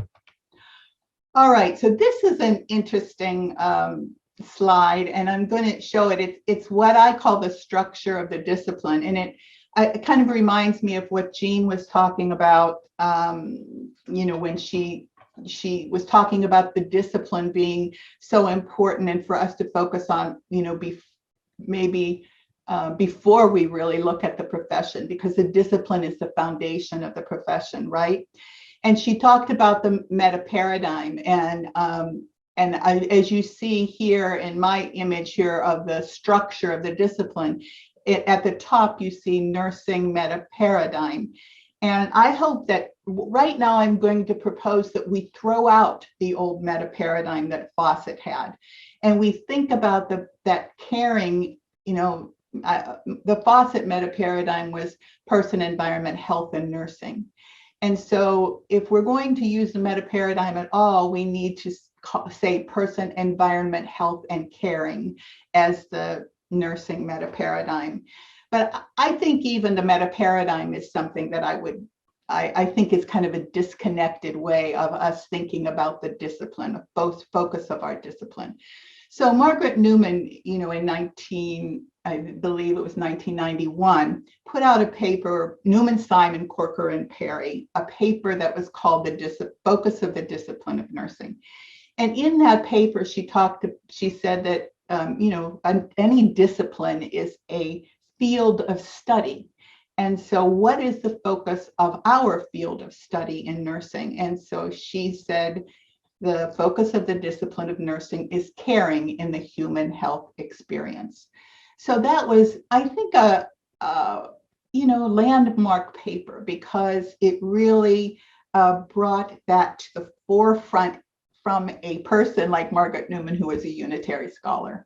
So I think that was wonderful. And I think I certainly believe, and I think many people do now, and the ANA definition that Jean talked about affirms that caring is essential when we think about the disciplinary focus of nursing. And these are the three paradigms here that Jean also talked about. So again, here are paradigms. And under paradigms are these grand theories or conceptual models, middle range theories, and the research and practice traditions of this paradigm, or the theories themselves. So I want to distinguish, I'm talking about a middle range theory, right? So I'm right here, this middle range theory of unitary caring, where Jean's is bigger. We're actually in the unitary transformative paradigm. That's where we are. So Jean has a grand theory, perhaps even a paradigm. I don't know, we'll think about that, but definitely under the unitary transformative paradigm, let's say, and she would be here at a grand theory, a conceptual model, grand theory, philosophical, and as you know, and my is a more circumscribed theory. So it's unitary caring, and I think more kind of directed. Middle range theories really focus more on guiding practice and research, and it becomes more concrete. If you know about the ladder of abstraction, there's more abstract and more concrete theories. So I think it's a more concrete theory. And then the research and traditions and practice traditions would come out of the grand theories as well as the middle range theories. So here we have what I just talked about in the definition that Newman, Simon, Corker, and Perry came up with for nursing as the study of caring in the human health experience. And then I changed that a little bit in a publication that I had, that nursing is the study of unitary, that's human environment, health, and healing through caring. And then in 2019, I actually did a review of all of the disciplinary definitions of nursing. And when I did that analysis, came up with these 4 components of what really is the heart, the essence of the discipline of nursing. And that was, nursing is the study of human wholeness, human environment, health, relationships, and health as this well-being, or John Phillips has coined the term well-becoming. It's more dynamic, well-becoming and caring.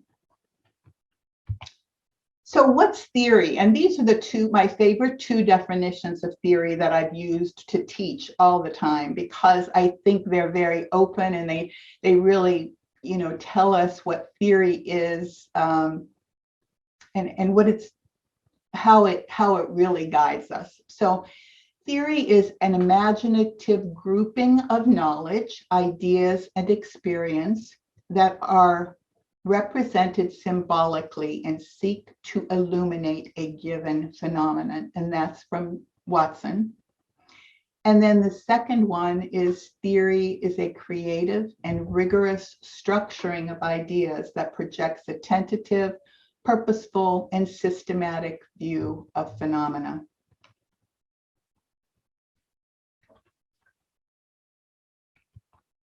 So this view, this image of the zipper, is just to show that when I was developing this middle range theory of unitary caring, I was pulling together the 2 sides of unitary science, Rogerian nursing science, and caring, and specifically Watson certainly informed most of what is in the theory of unitary caring. So this is about how I began developing this middle range theory. So it came from this idea that concepts that we develop, and caring is a concept, right? That concepts take their meaning from the theories they're embedded in. So caring has multiple meanings within the discipline of nursing, depending on the context where it is embedded, where that concept is embedded. So, and this was from John Paley, who said that concepts are theoretical niches. So knowing that, then I was asking the question, all right, well then, how do I think about caring within as a niche within this whole unitary Rogerian nursing science? So that's how I started.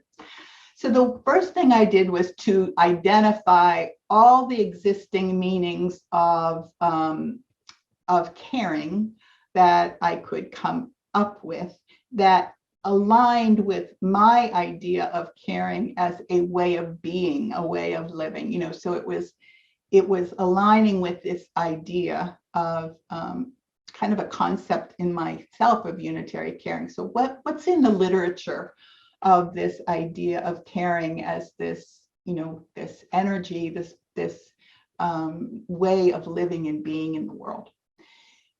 That was the first step. So I had a list of all these meanings as I went through all of the caring literature. And then I started looking at the science of unitary human being literature. And I asked the question, so in this body of literature, where do I see caring in the way that I'm thinking about it in this concept of what I had of unitary caring? And so then I had many of those, I would say, statements or themes or ideas listed.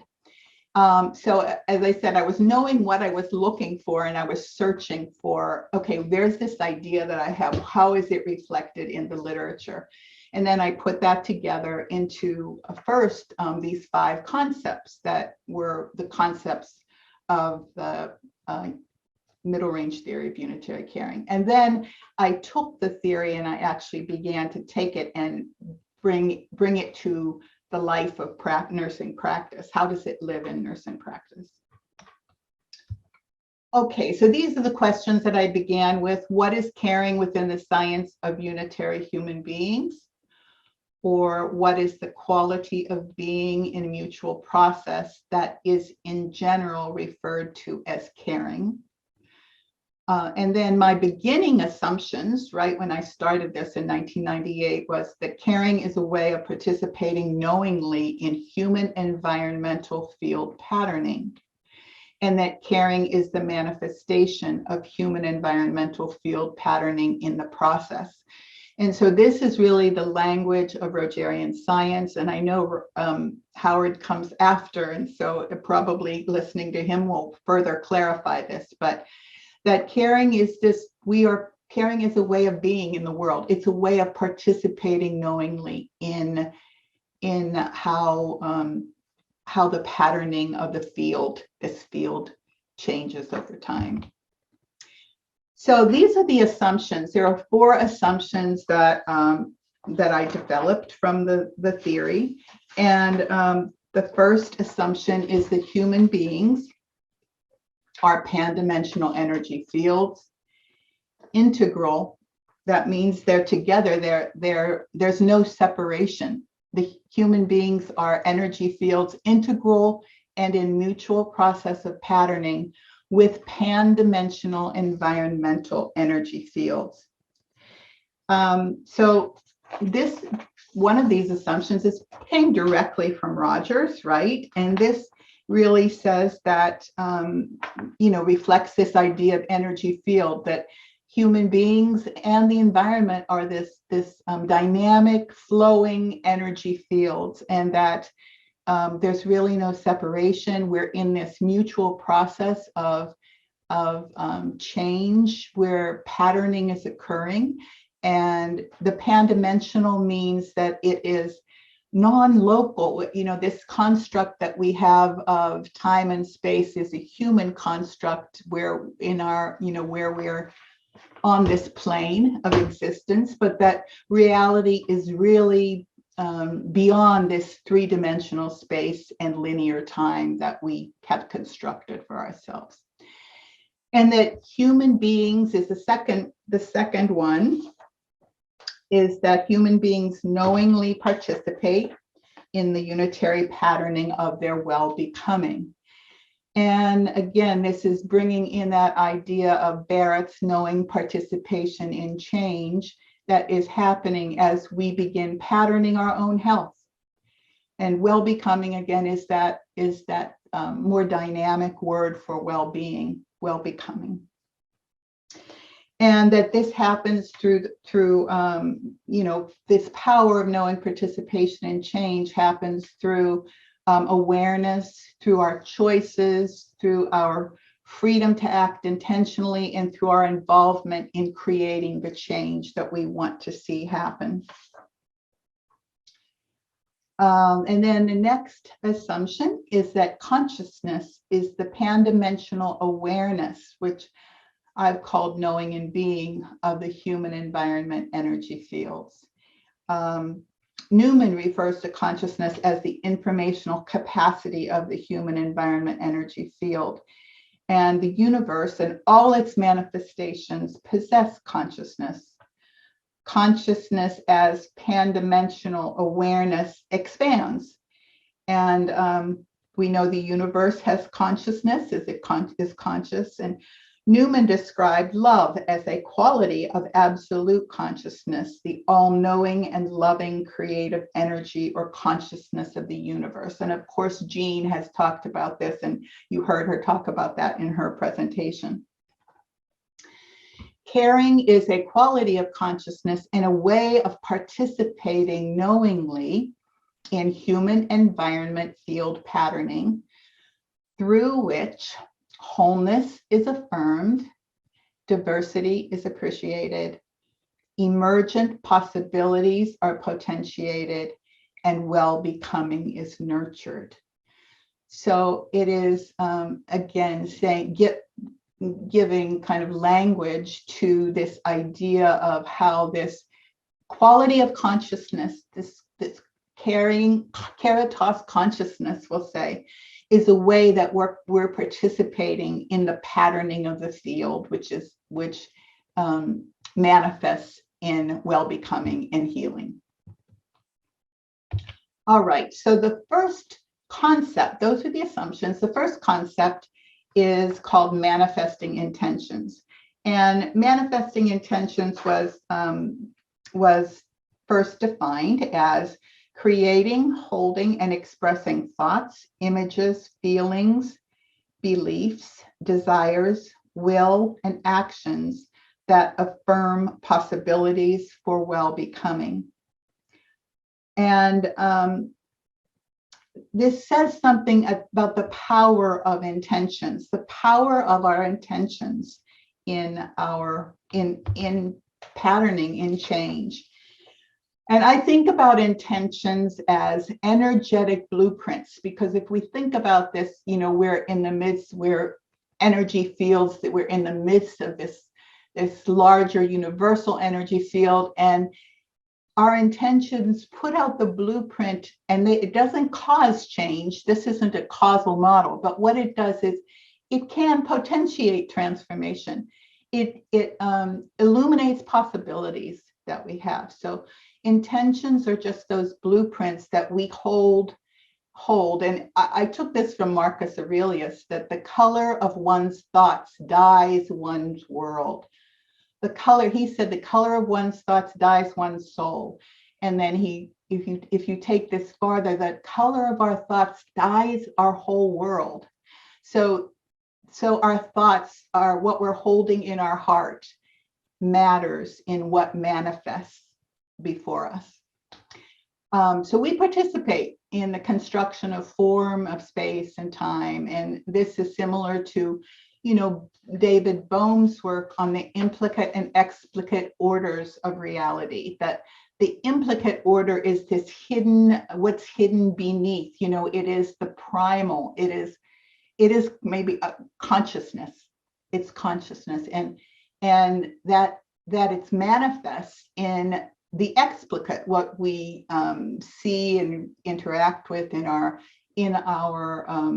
three-dimensional space, you know, world, space and linear time, you know, that's the explicate order.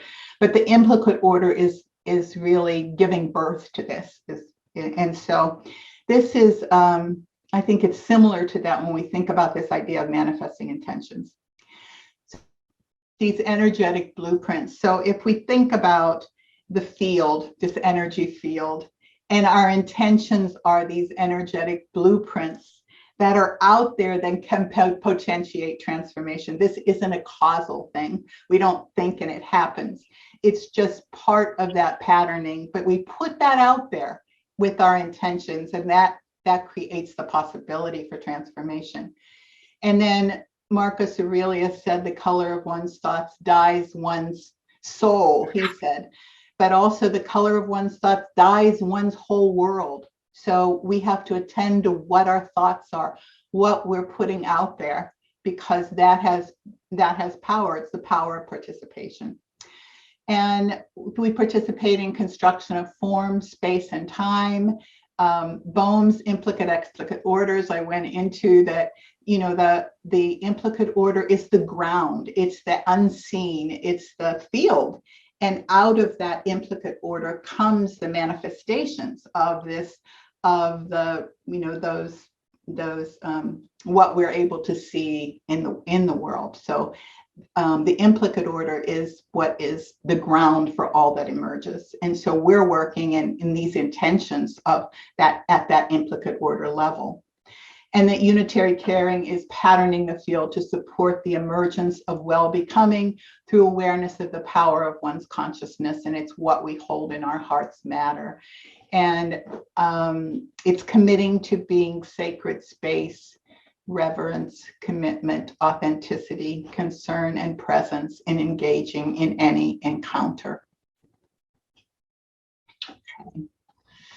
And then appreciating pattern. And I said that this is Richard Cowling's concept. He talked about this, and his work was about pattern appreciation. And I mentioned that I did a sabbatical with him. And I was so impressed with his work in pattern appreciation that when I was trying to get at this theory, I got it through, I found pattern appreciation, and it fit really well with the idea that I had of what is unitary caring.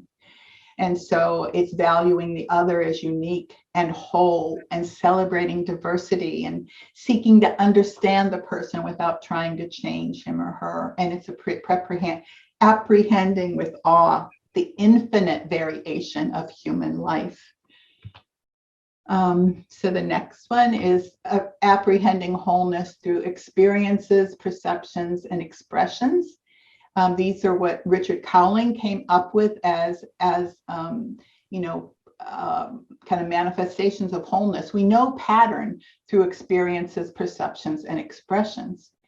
And it's a sensitive attention to an exploration of pattern manifestations. That unitary caring is grasping uniqueness and wholeness through sensing, co-exploring experiences, and deep listening. And it's letting go of preconceptions, labels, judgments, and classifications. So the idea of the nursing process and identifying and diagnosing problems would not be consistent with this, in my view. Approaching the other with a sense of wonder and curiosity to understand the other's unique life story and what matters most to that person. And then being with in wonder at this life that reflects the diversity of creation.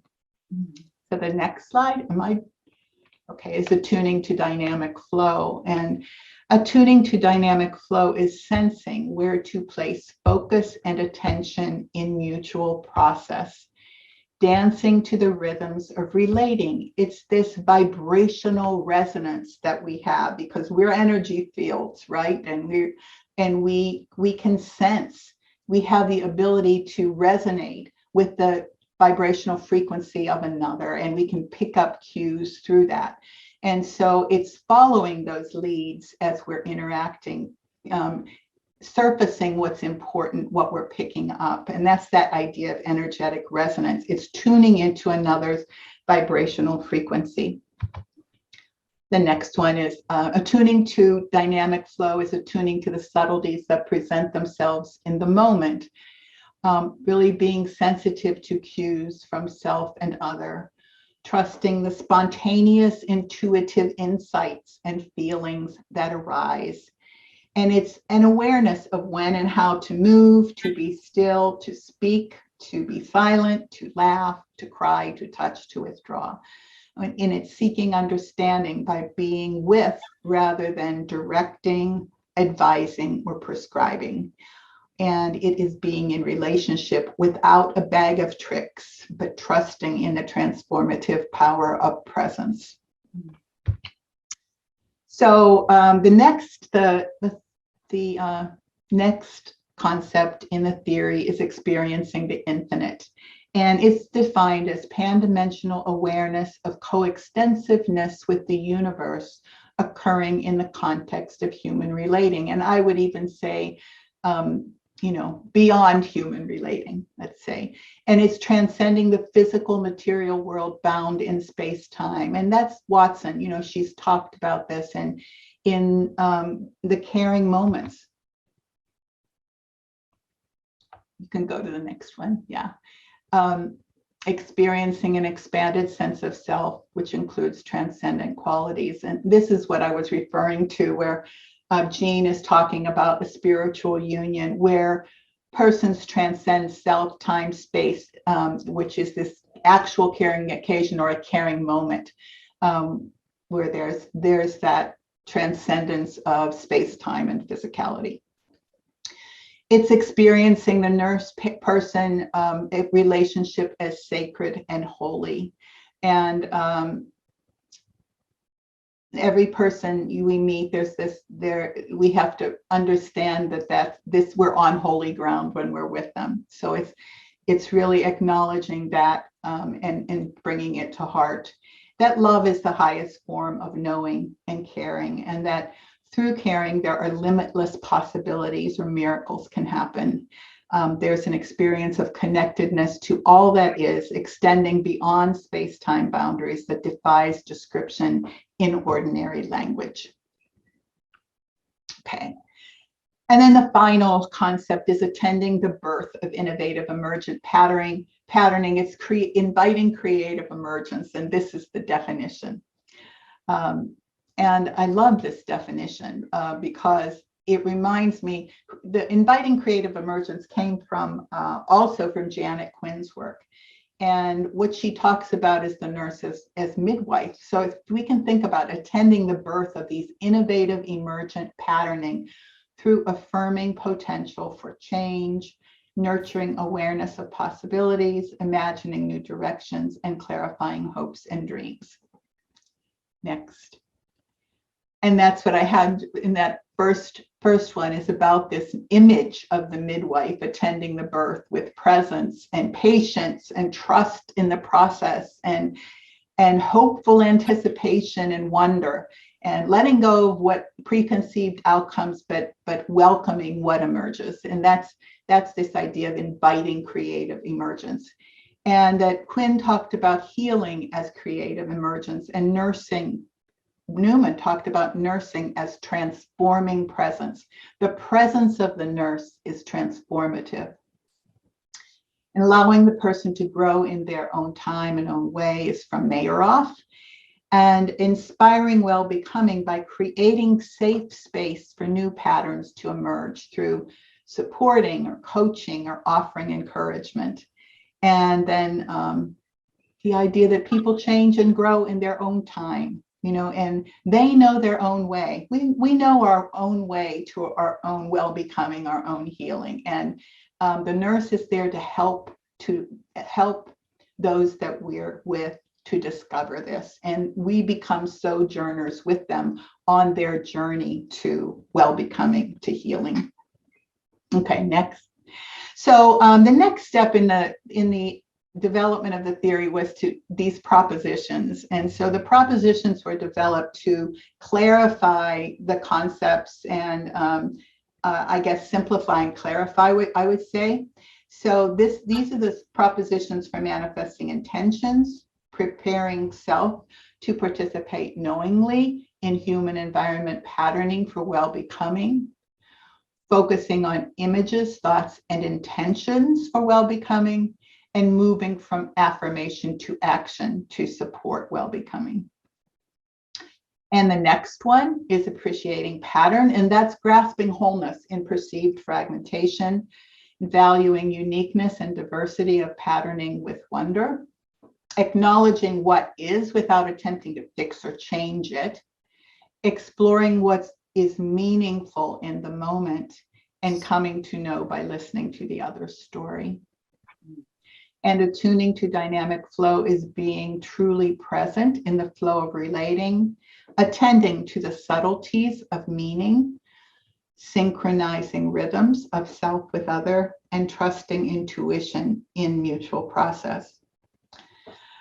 Experiencing the infinite is acknowledging the sacred in human relating. It's affirming limitless possibilities, igniting hope and despair, and embracing pan-dimensional awareness and trusting that pan-dimensional awareness. And inviting creative emergence is honoring the unique timing, pace, and direction of change, calling to possibilities and potentialities hidden from view, inspiring new patterning to emerge in the moment, and trusting in the wisdom of knowing one's own way. Okay, so this is a model. I know you can't see it. And I was asked to create a model, and then a doctoral student, Sam Al-Salami, created one. And so I worked with this. I had Kristen Berg, somebody else, kind of do a little bit with it and change it for me. But the assumptions are in the center of the model. And then we see the concepts around it. And you hear from the assumptions that they come certainly from Rogers and Watson and Newman and probably Phillips and Barrett. And then the concepts are around, and there's no linearity to them. They can happen in any order as you're living unitary caring. The propositions are under them to clarify them. So that's it. We'll go to the next one. Thank you. Just have so empirical indicate 5 minutes, please. 5 minutes. Okay. these empirical indicators are what Fawcett calls these real world proxies for a middle range theory concept. So that's what I've tried to do in developing the indicators. So let's go to the next one, Julie, and we'll see. Yeah, so for praxis, it would be preparing self as the environment that nurtures the emergence of healing, well-becoming, developing a reflective inner life. I love Jean's concepts of the 7 sutras because that's what this is about. It's about developing yourself through these reflective processes that can expand our capacity for caring, expand our capacity for love. There's no attempt to identify or label problems or diagnoses, and it's using sensory and extrasensory perceptions to grasp wholeness and exploring life patterns and what matters most. And next one, pattern appreciation and recognition are praxis methods that have been developed by Cowling and Newman. It's sensing, listening for shifts and pauses, approaching each encounter as special as holy. I love this poem by Elizabeth Barrett Browning that says, "Earth's crammed with heaven and every common bush afire with God. But only those who notice take off their shoes. The others sit round and pluck blackberries." And that just means, in that metaphor of taking off the shoes is what Moses took off when he approached the burning bush. But every situation is holy. And if we don't put on our glasses to see that holiness, we'll miss that opportunity. And as Jean said, maybe this is why we've been put on this earth, to be with this person and care for them. It's heart-centeredness, leading with the heart. And I've been kind of looking at the Sacred Heart of Jesus, for example, and the fact that that was put out there as compassion and heart-centeredness. All right, we'll go to the next one. And these are some research questions. There are many that we could imagine that would come out of this theory, and Butcher's unitary science research method, he may be talking about that. So I don't need to talk about that, but there are many interventions that can be tested based on the theory as well. Next. Okay, so this is almost the end. So nursing, I had planned to talk about some examples of research, education, and practice. Certainly there's been research that's been done. I did some, Sean Reed has done some using the theory. Mine was in palliative care with people who had received touch therapies and examining what their experience was and framing that within unitary caring. We have doctoral students. I mentioned Sam Al-Salami, Marla Magot is using it. There's Carol Reeve used the theory to study equine assisted psychotherapy. Nursing education, certainly FAU has been based on it. University of Colorado has a caring science PhD program track, and it's part of who you are and how you teach, certainly. And nursing practice, it's been used in nurse coaching, in a palliative care model by Sean Reed and others, and there's some other situations as well. So this is to show that functional adequacy that I mentioned earlier. And then finally, this is the final slide, I think. Oh, you don't have it. There it is. Okay. I was looking, I said about a week ago or so, I was trying to figure out a way to have an acronym that could be used by practicing nurses that would help them to follow unitary caring, the middle range theory. And so I came up with this CARES. So it's centering, A is appreciating, R is resonating, kind of, being with and picking up these cues. E is elevating yourself in this so that your frequency is higher so that you can be connected to that field, the universal field. And then supporting in that, inviting creative emergence. So that's it. Thank you so much. Well, it's absolutely beautiful. I'm so glad that you were able to come back. And I am too. And, I thought I honestly didn't know until the very end. And I'm there, where is everybody? Whilst we hand over to Dr. Butcher, I'll stop sharing my screen, but I wondered if, Jean or Dr. Ray wants to have a moment with any comments. On entirely new meaning then. And so her work with reframing and reconceptualizing caring within a unitary perspective, I think, was foundational to embedding the entire world of caring science within the larger unitary perspective. And so it's just beautiful how she's done that. And then her theory, is more specific than Rogerian science or unitary caring science. And so she talks about how it really is, driving practice and can guide practice. And my work has been about how to use that work and build research using a research methodology that's consistent with that perspective so that we build other conceptualization from the unitary caring science perspective. That's excellent. And I love how all of your theories kind of cross, you are all contemporaries. And so it's almost like if you think about in literature, there's the Bloomsbury group. In art, there's the abstract expressionists. As this is the kind of the caritas, caring science, caring group. Yes. Jean, do you want to comment? Well, Marlene's work has always been such an inspiration to me, and I was so privileged to have her at the University of Colorado. I was so honored to hire her. She came, but she was going to another university in Colorado. No, you have to join us. So she's been instrumental in my work. And I loved her from the beginning because of the Rogerian piece that she brought to us there at CU, along with Dee and all of her anthropological and her commitment to this work.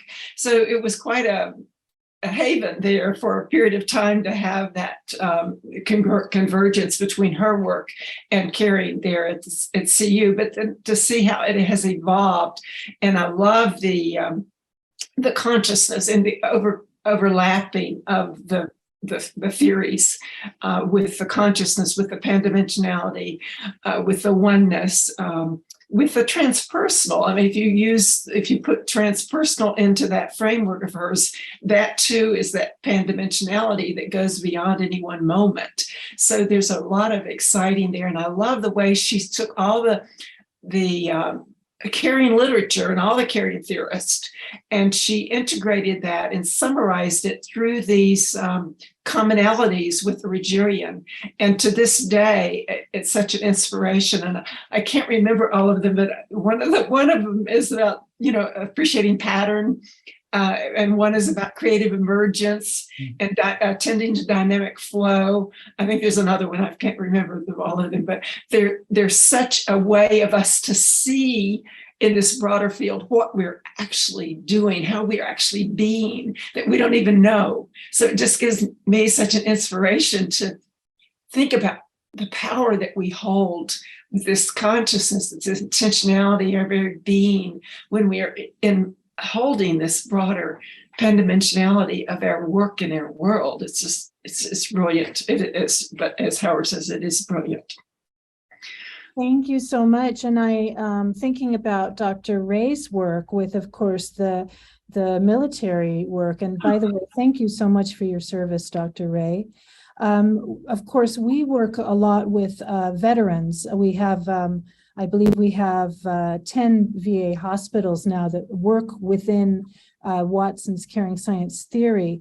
And so this combination of what Howard and Jean has just spoken about, what's really beautiful is that within, it's not only that person to person, it becomes the institution model of the caring as well. I wondered if you wanted to just comment about that. Well, thank you. Well, I'm so happy that your caring science is infused into the Veterans Administration, in the hospitals, which is so important. So, I've always appreciated,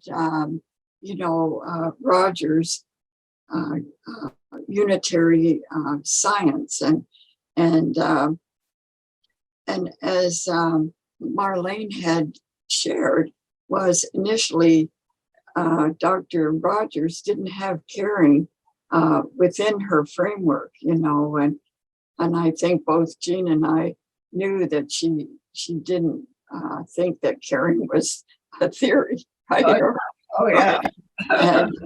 And then, and I believe in the 1990s, she did make a comment about love as being a central aspect of unitary science. So I have appreciated the way in which Marlene Smith, Dr. Smith, has brought together the unitary science with Jean's caring science and the significance of that.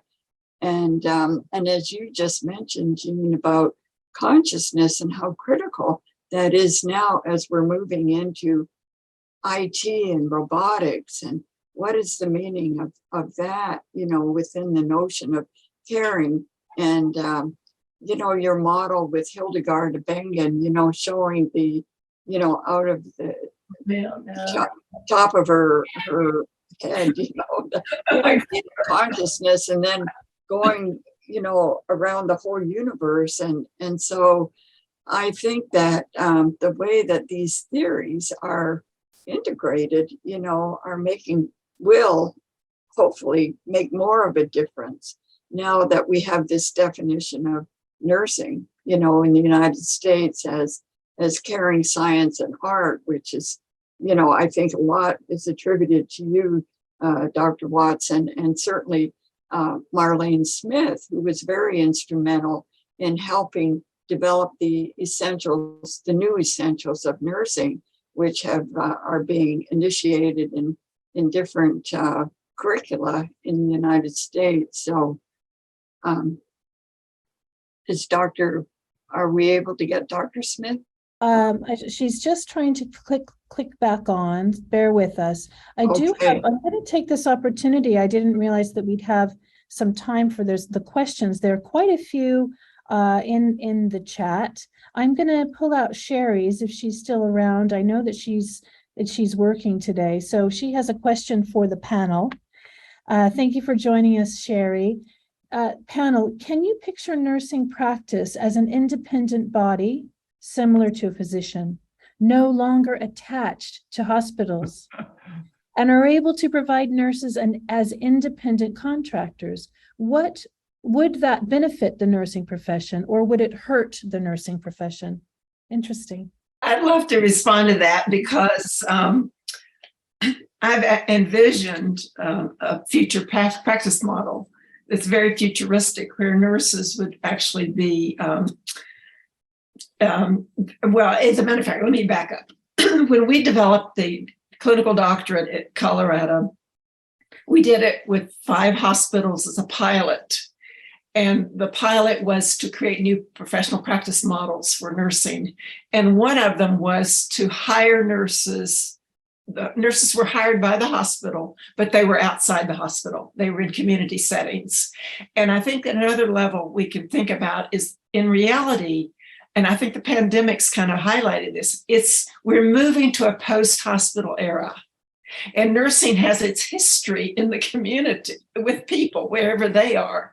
So to imagine, like even the model that we had as a micro example of this, let's say this one hospital hired our graduates that had the clinical doctorate in care and healing and health to be outside the hospital. But and they mediated between the physician and the patient's needs. And if the patient needed to be hospitalized, the nurse from the community followed the patient into the hospital and oversaw. It's like a clinical leader or a attending nurse. And some of the things I've written about it, the attending caring nurse model, where the nurse is attending to the caring and healing and health needs of the family, of the patient, in collaboration with physicians and other practitioners. So anyway, these models are out there waiting to kind of emerge. And I think we have to do this because it interrupts the industrial industrial product line that we've been creating.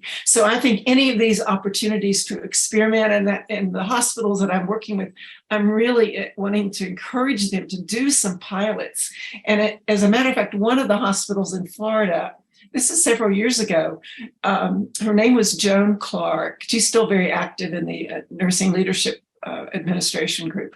She created what she called the 12 patient bed. It's kind of objectifying, but it meant that there would be one nurse would have an oversee, it's like an attending caring nurse, would be oversee 12 patients, not in day-to-day care, but oversee the care needs of that group of patients, would be responsible for communicating, for personalizing, for interacting with all the other staff and so forth. So yes, I can imagine that. And I think it might be where we are, because nurses are fleeing the traditional institutional setting. And if we can create new possibilities for them to come back as full professionals to practice their own discipline, this is where we might have hope for changing the system inside out. I feel strongly about it. Thank you. Of course, all of your work has the foundation of Nightingale. Would that be a correct? The first projects we ever did back in the 80s, we called them the Nightingale, nurses creating Nightingale units, because Nightingale is a model. She took responsibility. Like, we have responsibility to take care of the care, to be responsible for the caring of this unit. Why aren't we able to do that now? We had been so oppressed by the other dimensions that back to Dee's work, that dialectic, that we have to kind of give voice and language to see that the human and the caring is the center of all the other forces influencing our systems. Mm-hmm. And I think that's what's exciting now with this opportunity to be connecting on this platform. As you say, nurses are, there's like something like 13.9 billion nurses or million nurses in the world. And if we give voice and language to what we are doing, we can change the world because we are the world. We represent the world. And if we're in the unitary field consciousness, everything we're doing is changing the whole field. I mean, you can't ignore it. If you change one part, it's going to affect the whole. So if nurses start having voice and language and informed action and able to articulate what they stand for and create space for it to be practiced, then, this is what has to happen. It's not going to come from the systems themselves unless there is some attention to what's needed for humanity. And that's what nursing has to offer so strongly. I think, again, I'm looking at a comment from Jacqueline Wigowski from Chile. Hola, buenos dias. Hi there, good to see you. Yes. I think, she's talking about, and I think this is also so important, that the work that Dr. Ray is working on with government, with policy, to get the nurses into the boardroom. We need to be able to make change by being involved. And I think leadership is key. Jacqueline talks about nurses, they know what needs to be changed, but the leader is missing at the political level to demonstrate our capabilities and improve the quality of care and our own work quality. And she says particularly thank you to Dr. Ray as well. So I think that's a very important point, especially in this country at this very moment. And I'm sure it's similar around the world. Any other comments from Dr. Butcher or Dr. Ray? Yeah, I was just thinking about, it reminds me of the things that Martha would talk about, right? So she had always visioned nursing as being an independent, autonomous profession. And I remember one time talking with her, and her background was in community health. So in Arizona places, Connecticut and Michigan, she came from that community health perspective where nurses had a lot of autonomy and worked independently. And she'd also talk about how hospitals are the worst place sometimes for patients to actually be. But I remember I saw this advertisement for this nurse clinic that was opening up. I don't remember where it was, but it's a newspaper article about this nurse clinic that was totally run by nurses. And I showed it to her and I said, look at this, isn't this amazing? I mean, here's an independent practice that, that is being run by nurses. And then she pointed out, she says, but who owns it? And so, you read a little deeper and it was like, well, actually it was owned by the hospital, right? And so to her, we have to control our practice and our work as well. And so to her, that wasn't even far enough, that it really needed to be independent, that nurses were really the ones who owned that practice and ran that practice. And now I know there are models like that out there, but certainly her vision that nurses need to be wherever people were, but they needed to be independent.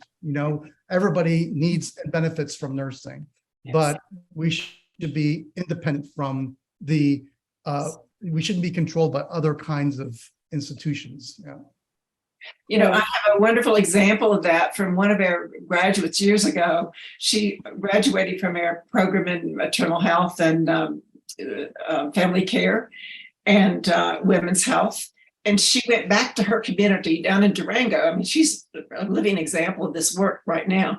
She went back to her community in Durango, Colorado, and she joined a physician practice. And that was in the time that women didn't want to go to the male obstetricians. So she formed a partnership with him.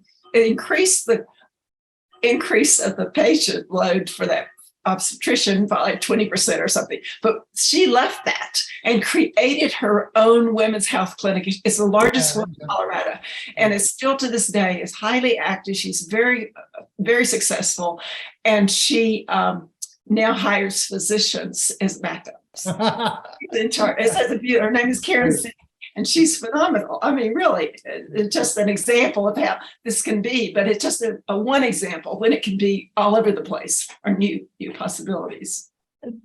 Before we introduce, thank you. Before we introduce Dr. Butcher, I wondered, Jean, if you wanted to give that example of Vidant Health and the way that they're using the Watson Caritas patient tools and scores. That might be interesting for people. Well, with the theory, we have developed these measurement scales. They're called Watson Caritas measurement tools, and they have 5 items that we're using to ask patients as well as self, leaders, co-workers, etc. So these 5 items have to do with asking, was your care delivered with loving kindness? So they're totally tied to the theory. Was your care delivered with loving kindness? Did you have a helping relationship with your practitioner, a trusting relationship? Were your basic needs met with dignity? Did you experience a healing environment? And were your values and beliefs honored? But now we have a new one, which is related to the culture and the organization, which is the healing environment.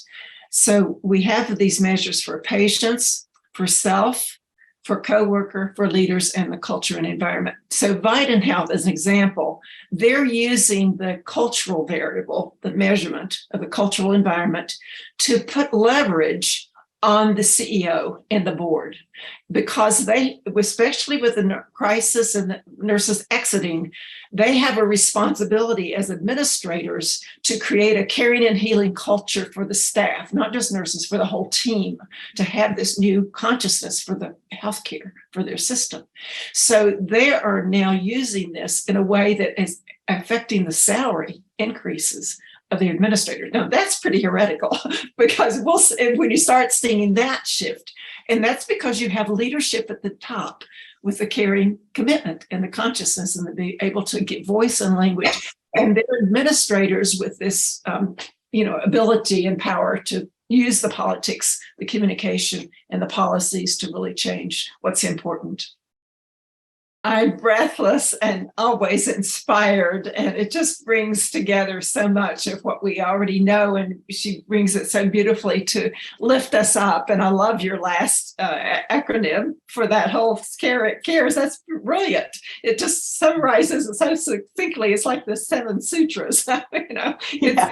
beautiful way to remind us as a guide for how you live out your theory. So I love it. It's very, very inspiring. Thank you so much, Marlene. So you're the inspiration, obviously. Well, it's so mutual. I mean, I'm telling you, it's like to me, you are like the dominant scholar in the discipline right now today. But that's my view of what's happening with the scholarship of missing urgents. So thank you. I appreciated the caring as a way of participatory knowing. I really appreciated that. And I also, being, sort of nurses are the stewards. They work in concert with the patient rather than the sort of top-down model. I love that. Thank you so much. And I think it's a perfect segue into Dr. Butcher. If you don't mind, we will move along to keep to time. I think people might be getting hungry, so I want to honor how Dr. Butcher and make sure that we have ample time. So thank you so much. We really appreciate it, Dr. Smith.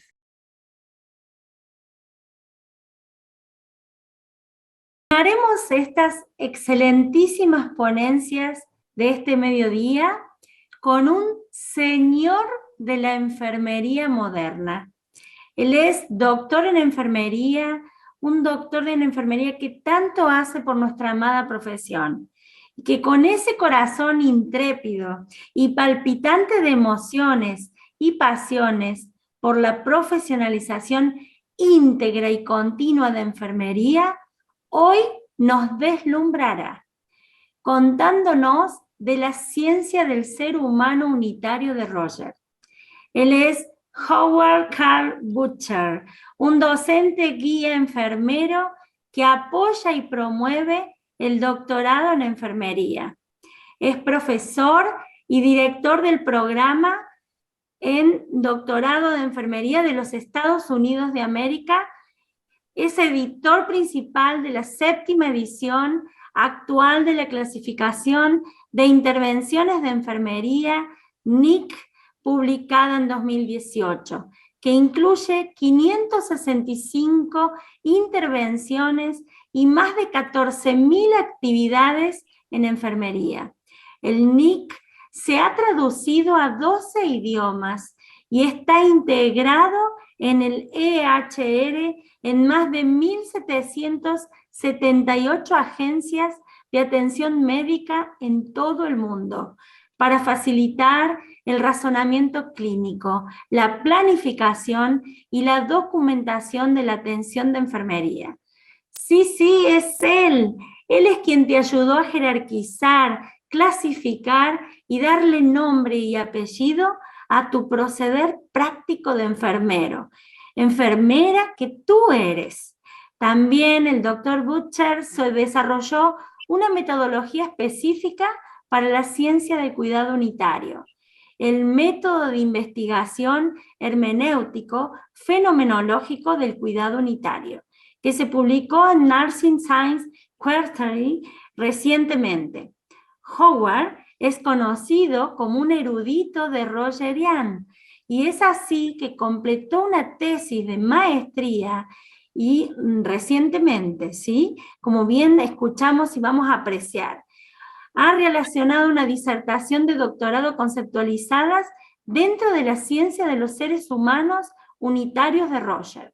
Su investigación de tesis se centró en la experiencia del desánimo en la vejez dentro de una perspectiva científica unitaria, y su tesis de maestría se centró en probar el efecto de las imágenes guiadas en la experiencia del tiempo y el movimiento del campo humano. ¿Qué decirles? Arte, emoción, ciencia, conocimiento, pasión y ese sentir que les aseguro que les hará entender ese por qué amás enfermería. Y de la palabra del Dr. Butcher lograrás sentirlo claramente. Acomodémonos, disfrutemos, y a ti, estimado Howard, líder enfermero, ejemplo a seguir de aptitud y actitud como profesional que eres. Pero ante todo, eres un gran ser humano, un excelente ser humano. Va a ser un enorme placer escucharte. Adelante, Howard. Thank you. That was the best introduction. That's so wonderful. Thank you, Mariana. That is, oh, just thank you so much. It's such an honor to be here with my mentors. When I think about, I met Dr. Watson in 1985, and I think Marilyn, I think I even met you before that when I was in Canada. This goes back to when I was a master's student and just learning about what the essence of nursing is, and it's about our knowledge and nursing theory. And there was a lot of excitement in Toronto at that time because they were talking about the standards of care being grounded in nursing science and nursing theory. So a lot of the hospitals at that time were beginning to implement theories in the hospital. And so there's a lot of excitement and a lot of theorists and theorist conferences were going on and Discovery National. Oh, well, I'm so glad, Marlene, you're able to come back because I just love your work and it's so inspirational. And I'm now at FAU very much because of Marlene recruiting me there.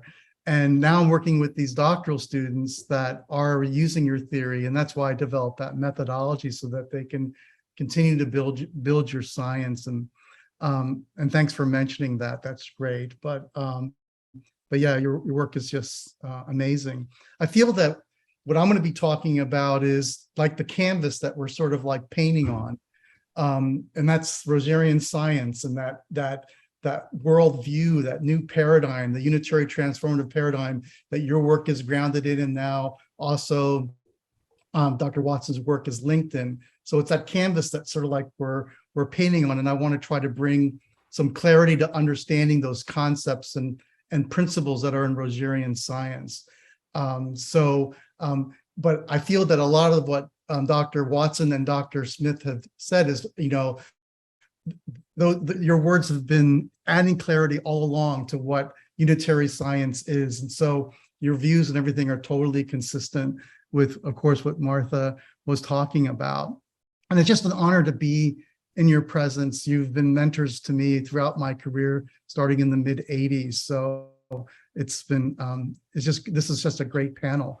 And for all of those of you who are out there, I actually have spent, my wife is from Brazil, and so I've spent a lot of time in South America and in Brazil, and also in Colombia as well, where there's a lot of Watson work that's going on in Colombia. I was working with a university in Bogota, Juan Corpus University, and they're using your theory in the curriculum, Dr. Watson. So that's really quite exciting.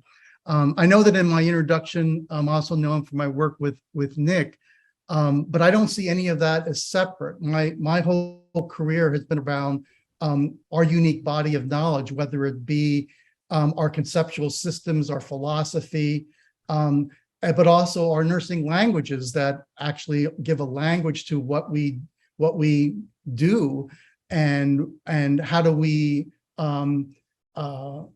evaluate what we do. And that's the work from that I do with classification with Nick and Nock. Now that work from my perspective is theoretical. So it's how you conceptualize what Nick interventions are and how you conceptualize what Nock interventions are. We still need words and languages and names for things that we do and what we are looking for in terms of change processes in patients. So from my perspective, from a unitary perspective, Nick really are mutual patterning strategies. They're energetic and they aren't interventions, they are mutual patterning strategies. So it's how you conceptualize them, but they're just names for what we do. And outcomes, the Nock outcomes within a unitary perspective would be conceptualized as potentials or possibilities to change, because it's not predictable or causal. It's just possibilities. So it's how you conceptualize. I mean, you can conceptualize the classification languages from Orem or Roy's perspective. So depending on what lens you're looking through, they take on new meaning. And that's actually what theory does, right? Theory is what gives meaning to concepts. And so, Marlene, you mentioned Polly's work about how, that's the theoretical linkage that goes with looking at concepts, concepts take on different meaning depending on what conceptual lens that you're looking through them with. So, so I'm going to be talking about Rogerian science. I'm going to share my screen and tell a little bit of the story of how I got to this point. So I hope that you can see the slides, right? You see the first slide? Yes, thank you. Okay. So there's a portrait of Martha that hangs at NYU, where she was a dean for 25 years. And her work, I think, has been so foundational to the discipline. And you know, she created one of probably the first doctoral program in nursing science, and the whole program at NYU is grounded in a unitary science perspective. And Marlene is the president, current president of the Society of Rogerian Scholars. It's been around since 1988, and I was a member of that from the very beginning.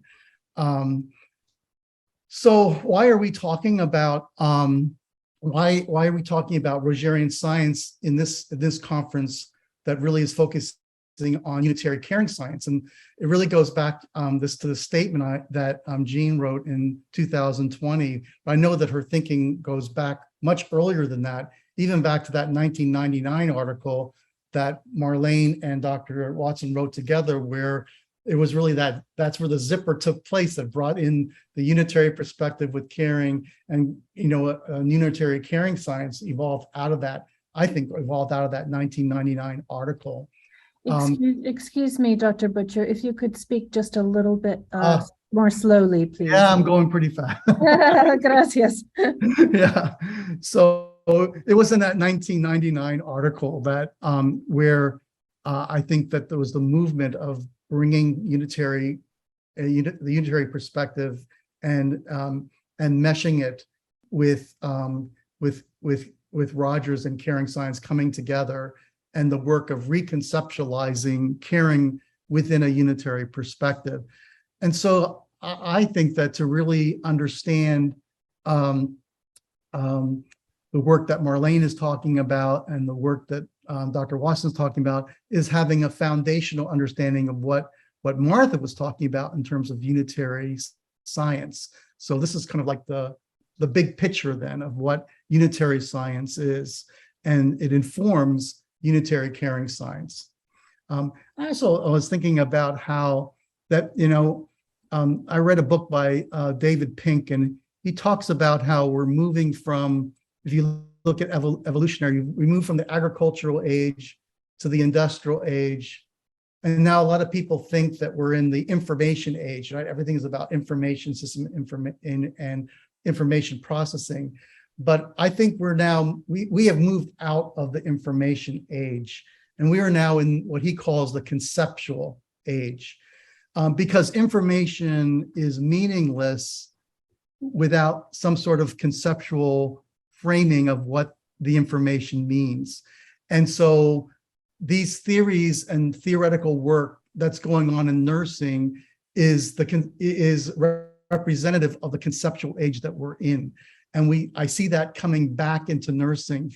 I think we lost it a little bit through the 90s and the early 2000s, but now we, you know, with the statement from the ANA about the new definition of nursing and the integration of caring and caring science and nursing theory back into nursing, I think that that's representative of this idea of we're moving into what he calls the conceptual age.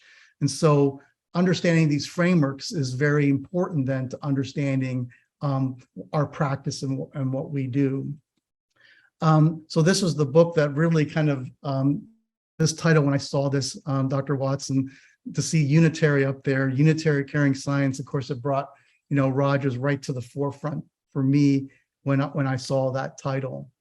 So in my trajectory, this is where it sort of all started. I'm standing there next to Martha Rogers, and this was at a theory conference when I was a master's student. And I sat next to Martha during lunch, and she turned to me and asked, you know, what was I doing in my master's thesis? And I hadn't really understood her unitary perspective yet, but I was trying to use her theory, but I was also trying to use other theories that were incompatible with her view, because I didn't understand that I didn't understand what a paradigm was. And I didn't understand that there's, that you can't mix ideas that are really not compatible with one another. So when I left that lunch, and I got the distinct idea that I was trying to mix two things together. I was mixing a stress and coping model with unitary caring science together into one conceptual framework, that she said that I needed to get off the fence because I had my foot into two different worldviews. One, an old worldview, which is based on stress, coping, and adaptation, versus a unitary perspective, which those concepts really don't have meaning within a unitary perspective. And so I spent that whole summer after this conference really learning and studying Rogerian science by reading her works and reading the works that she cited in her 1970 book, and also reading a lot of dissertations that were coming out of NYU that were applying her theory and explaining it in dissertation and research work. And I ended up modeling my conceptual framework after those works that were being done at NYU. And then that's me giving her a copy of my master's thesis when it was done. And then a year later or so, we were on a panel together at a theory conference where Martha interviewed or demonstrated her theory in practice with a simulated patient, which is that lady in the white coat there. And the way that Martha modeled her framework was just a work of art. It was just so beautiful. But it was just a great privilege to be able to have those kinds of connections to her. And really, I think that she changed, she did change my life completely. And then I took a course with her when I was a PhD student, and again, was using her conceptual framework in my dissertation work. And this was at Nag's Head, where the Wright brothers flew the first plane, and we all walked up to the monument up there, and I snapped this picture of her standing underneath the statue, because for me, she really was a genius. So just so that you know that I've pretty much immersed in my career in Rogerian science. So my thesis and my dissertation published about 22 journal articles, book chapters, and a lot of conference presentations.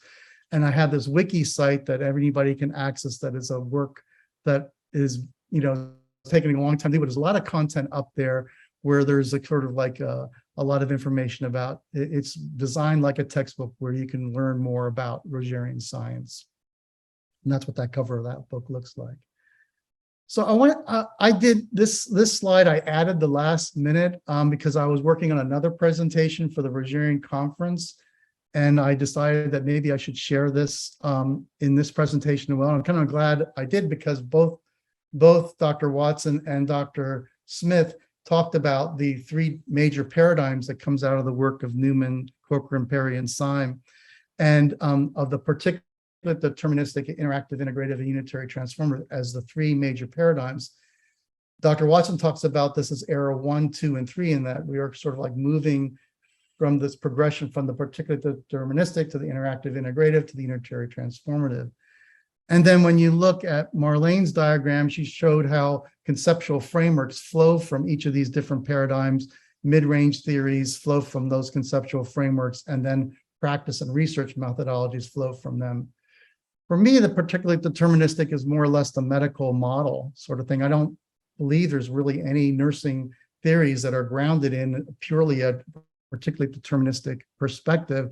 Most of the frameworks, I think of, Roy, Orm, Leidinger, those frameworks are really interactive, integrative paradigms. And it's the view that I think most of us are most familiar with.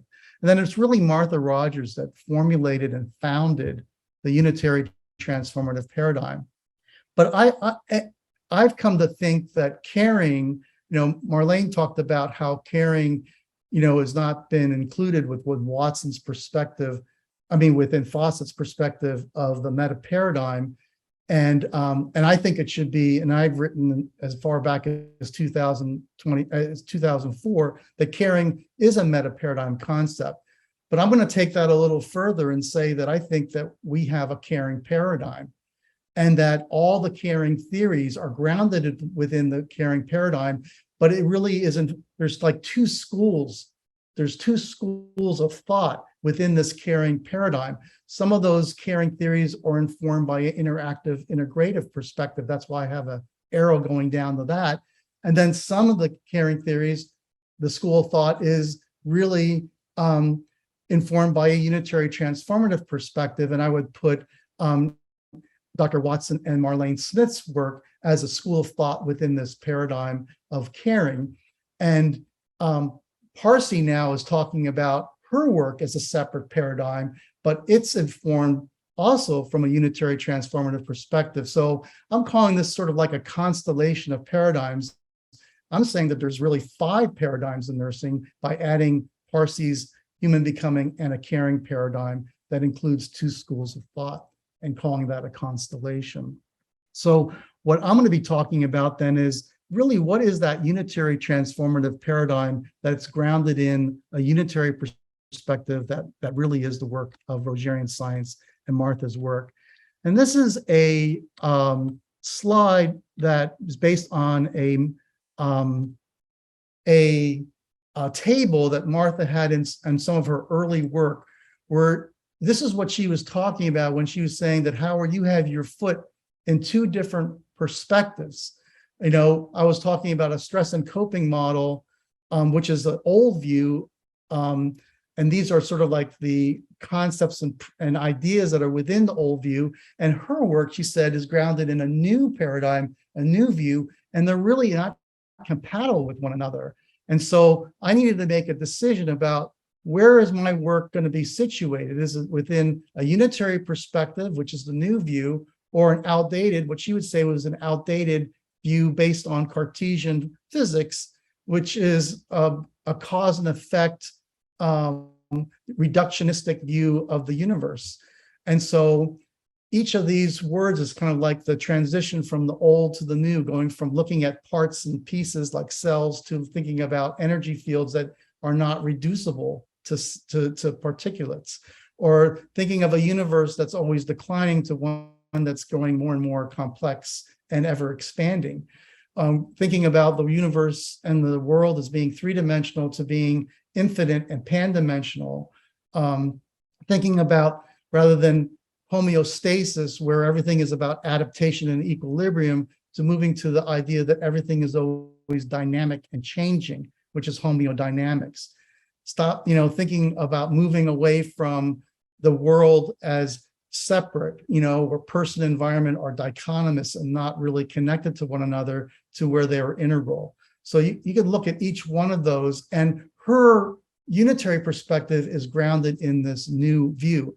And it took me a while to grasp this, and I had to read a lot of work in order to understand what is this new paradigm and this new view of science that she was talking about.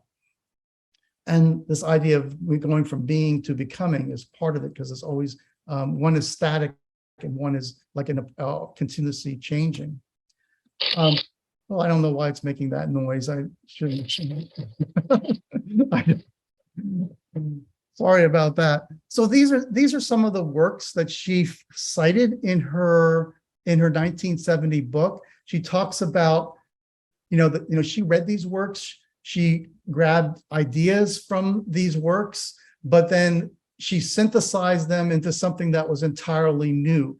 So it's important to understand that her work just didn't come out of a vacuum, that there is a body of knowledge that her work, unitary science, is grounded upon. And going back and looking at some of this work would help also understand what she's talking about and where those ideas came from. These are books that are still accessible out there, and I think that are valuable for anybody to try to read. So her idea of pan-dimensionality, evolved out of Einstein's idea of relativity. Her idea of openness comes from Bertalanffy's idea of open systems. Her idea of evolutionary change and how the universe is evolving comes out of Desjardins' work of the phenomenon of man and the importance of personal knowledge. Subjectivity, it's just not about objectivity, comes out of the work by Polanyi. So her ideas of science and what science, and she was very rigorous as a scientist. Bertrand Russell questioned causality, and Popper talked about how science is built and how science is discovered. And I believe that Dr. Watson even mentioned Whitehead's work and his ideas about what science is, are all foundational to this emerging unitary view. And of course, Nightingale's notes on work on nursing. And then there's these other theories that these are works that Martha, over her writings, she would include references to these works. They're not exactly consistent with her conceptual framework, but these are other scientific systems and theories that resonate, that inform, that help understand her conceptual system. So you know that her unitary science is not something that is an isolation of other scientific perspectives. There's a lot of consistencies with her work with systems theory and relativity theory and quantum theory, which is the idea of that everything is energy, and unpredictability of helicity coming out of chaos theories, and energy fields that inform development. Sheldrake talks about morphogenic fields. Prigogine has this theory of how change occurs unpredictably, and it's called the theory of dissipative structures. Probably one of the best books I ever read was Capra's, not the book, The Web of Life, which is a great book too, but The Turning Point was a really great book to understand of how we're shifting from an old view to a new view. And Marlene talked about the implicate and explicate order that Bohm talks about, and Margaret Newman also based her work on. So here are some assumptions and some ideas that come out of this new worldview, that it's about, Martha, understanding what the word unitary means is that that people in the universe are irreducible wholes. And so the idea of parts and wholes actually become reversed. It's that the whole is in the part. And I'm writing another article that's looking at metaphors and how metaphors can inform Rogerian science. And, there's a phrase that comes out of Blakesworth of seeing a universe in a grain of sand. And we're not saying that from a unitary perspective, that grains of sand don't exist, but you can see the whole in the part, much like a hologram, like Gene Watson was talking about. But it's not the part that we look at from a unitary perspective. What we're looking at is the sand dune or the beach or the sand castle as a whole, and not looking at the grains of sand. Other people and other disciplines can look at the grains of sand, and that's the basis of their science and their discipline, like medicine, that likes to look at the genes and the cells. But from a unitary perspective, we're not looking at the grains of sand as much as we're looking at the beach and the manifestation of what sand, creates as a whole, like the sand dunes and that are constantly changing, and the beaches that are constantly changing. So there ultimately are no parts then, there's only a unitary whole. And that everything that we see is really a manifestation of this process, this integral process between the human and the universe field that's integral and simultaneous, and creation comes out of that. So all the patterning that we see around us is manifest through this underlying process of the entire web of connectedness. And we know that there's a scientific paradigm that's kind of more consistent with the Rogerian perspective. And if you want to learn and read more about constructivism, that would be an idealism, or philosophies and philosophies of science that are more consistent with the Rogerian perspective than let's say positivism would be. The new paradigm, I think that we need to move away from looking at parts to thinking about networks and looking at manifestations of wholes, and realizing that reality is really all a connection of networks. And that the unitary paradigm, that there isn't just one truth, there's multiple truths, there's multiple realities. And so that's what that idea of pandimensionality gets to, is that there's multiple universes. So appreciating and understanding that. This diagram was influenced by a diagram that I saw that John Phillips published in a book chapter. I just kind of expanded it, where he talked about that what we know guides what we do, and that there's a connection between this unitary cosmology, which is the most abstract, to a philosophy that evolves out of cosmologies, to ontologies, epistemologies, and ethics, systems of ethics that evolve out of our philosophy. And all this is being informed by this unitary perspective. And then it informs the creation of the unitary transformative paradigm. And caring science is informed by that. And transpersonal, it's all one whole, all connected. And that's another picture of Martha. That's a stained glass window that was created. Then there was a banner that was made from that.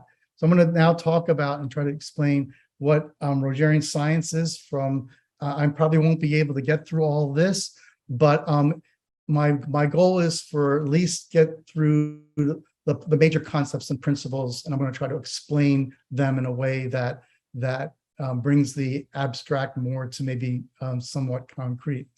So Martha talks about unitary human beings that are irreducible wholes. And when we talk about an irreducible whole, it means it can't be broken down into parts, and that parts have really have no meaning outside the context of the whole. So that's what her statement means when she talks about a person as being more than and different from the sum of parts. So a part tells you nothing about a whole. So we don't talk about in the unitary perspective of mind, body, and spirit. We don't talk about biopsychosocial, spiritual, cultural, because those are really all parts, and a person is more than and different from the sum of those parts. The person, the unitary human being, is not only an irreducible whole, but the environment is an irreducible whole, and they're in mutual process with one another. So in a sense, then the human being and as an energy field and the environment as an energy field are open to each other in mutual process and co-evolve together in a dynamic, continuous way and in an acausal, non-linear way. So the life process is always constantly changing. It's creative because always new things are evolving out of this process. And uncertainty and innovation and growing diversities are features and characteristics of this change process. Martha talks about patterns and everything, not everybody, most people I don't think can actually see an energy field. Some people do see it, but most people don't have the capacity to see the energy field. But what we do see through our senses are manifestations of the energy field. And that is everything that you see around us, everything you hear, perceive, taste, all through your senses. And we're limited because as human beings, we don't see the entire light spectrum. We see only part. So the reality that we see really isn't what reality is, right? It's only what our senses allow us to see. But we do see manifestations of pattern, and that becomes the focus, and the operational concept in Rogerian science is pattern, because that is what we see. So a person that's presenting to us with, for care, it's what we're really appreciating and seeing are their patterns, that everything, what they say, what they experience, their lab values, you're taking blood pressures, those are all patterns that are manifesting out of their mutual environmental mutual field process. And you're seeing it as a whole, as a reflection of the whole, and not just a physiological indicator. So everything is, all information is relevant, but it's interpreted within this unitary perspective as a manifestation of the whole. And then Martha talks about how a person is characterized by the ability to have thought, abstraction, imagery, language, thought, sensation, and all that, and that we participate in this change process knowingly. And I think the work by Elizabeth Barrett is so critical, because it's a great way of operationalizing unitary science and thinking about, well, how can we facilitate persons to participate more knowingly in their own change process to help them move in the direction that they want to go into in terms of their human becoming and their human betterment and well-being. So these are Martha's theory is both simple and complex at the same time. It's really understanding these four concepts, which she called postulates. They're postulates because she's postulating that this is what the reality is, and nursing, she says, needs to be based on the most contemporary scientific knowledge. So all of these postulates are grounded in a scientific perspective, and that groundwork was laid in her 1970 book. And so she references the scientific bases for each of these concepts, and then they're synthesized together as these three principles that really are describing the nature, what she says are describing the nature of change. So there's sometimes a misunderstanding about what energy field means, and it's really important to grasp that within a Rogers perspective, within a unitary perspective, she is not talking about she's not talking about electrodynamic field. That's a physical field. She's not talking about energy in the way that physicists talk about an energy field, not even the way that quantum physicists talk about energy field. She's talking about that everything is energy, even thought is energy, right? And so it really becomes more of a metaphor of the dynamic nature of the field. Because if you want to reduce a field to a psychological field or a social field or a physical field, that's a reductionistic view that's not consistent with what she's talking about when she's talking about energy. It's true that in her early work, when she was referencing Burr and Northrop, they were measuring energy potentials around trees. And so they were measuring with a voltmeter, and it was evidence that there is an energy field out there. And you can measure this energy field if you have instruments that are sensitive enough. But that's not what she is really talking about when we think about the contemporary understanding of what an energy field is with a unitary perspective. It's not electrodynamic, it's energy in the abstract sense. So everything is energy. And we know that it is grounded in physics. It is grounded in the idea of Einstein's and quantum theory perspective that shows that everything really is an energy. But the important thing about grasping the idea of energy is that it is the fundamental unit of all things, living and non-living. So everything is energy. It's how that energy is organized that makes it different. So my energy field is organized differently. That's why I look different from someone else. And this table that I'm sitting at, this made out of the same fundamental, it's energy, but the way that energy field is organized it takes on a different characteristic of pattern. So the importance of energy and looking at energy field is that idea field it's a unifying concept, and so you can't reduce the field to, you can't, where does it begin and where does it end? It's infinite. There is no beginning and end to a field. And if you want to use as an example a magnetic field or electric field, it's the same sort of idea. You can't divide a energy field that's a magnetic field into a part. It's infinite. It changes in strength and density as you move away from its source and its center. But it's a unifying concept. You can't divide a field up. And also, energy is dynamic, so it signifies the constant change. And a field is in continuous motion, and that's that dynamic nature. So those are the ideas that you want to get out of the idea of thinking about energy and the word unitary, because energy field cannot be reduced to a part. By definition, understanding the concept of openness from a unitary perspective flows from understanding what she's talking about in terms of the energy field, because by definition and by actuality, an energy field doesn't have any boundary. They are open and they're infinite and they expand, forever. And so she's talking about an energy field being open that's not a little bit open, but it's open continuously and it's open consistently. And that's why when we talk about the human environmental field, that everything then is connected to everything else. And when everything is open and connected to everything else, because everything is energy and it's only differentiated by its pattern and how the energy is organized, then you really can't talk about causality, because what is making something happen if everything is connected to everything else?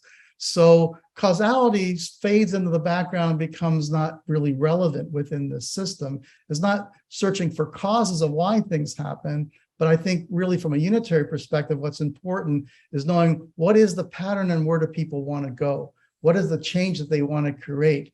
Other disciplines can look at what the causes, and if that's what they want to focus on. But nursing doesn't need to understand the causes, just understand that it's a dynamic process.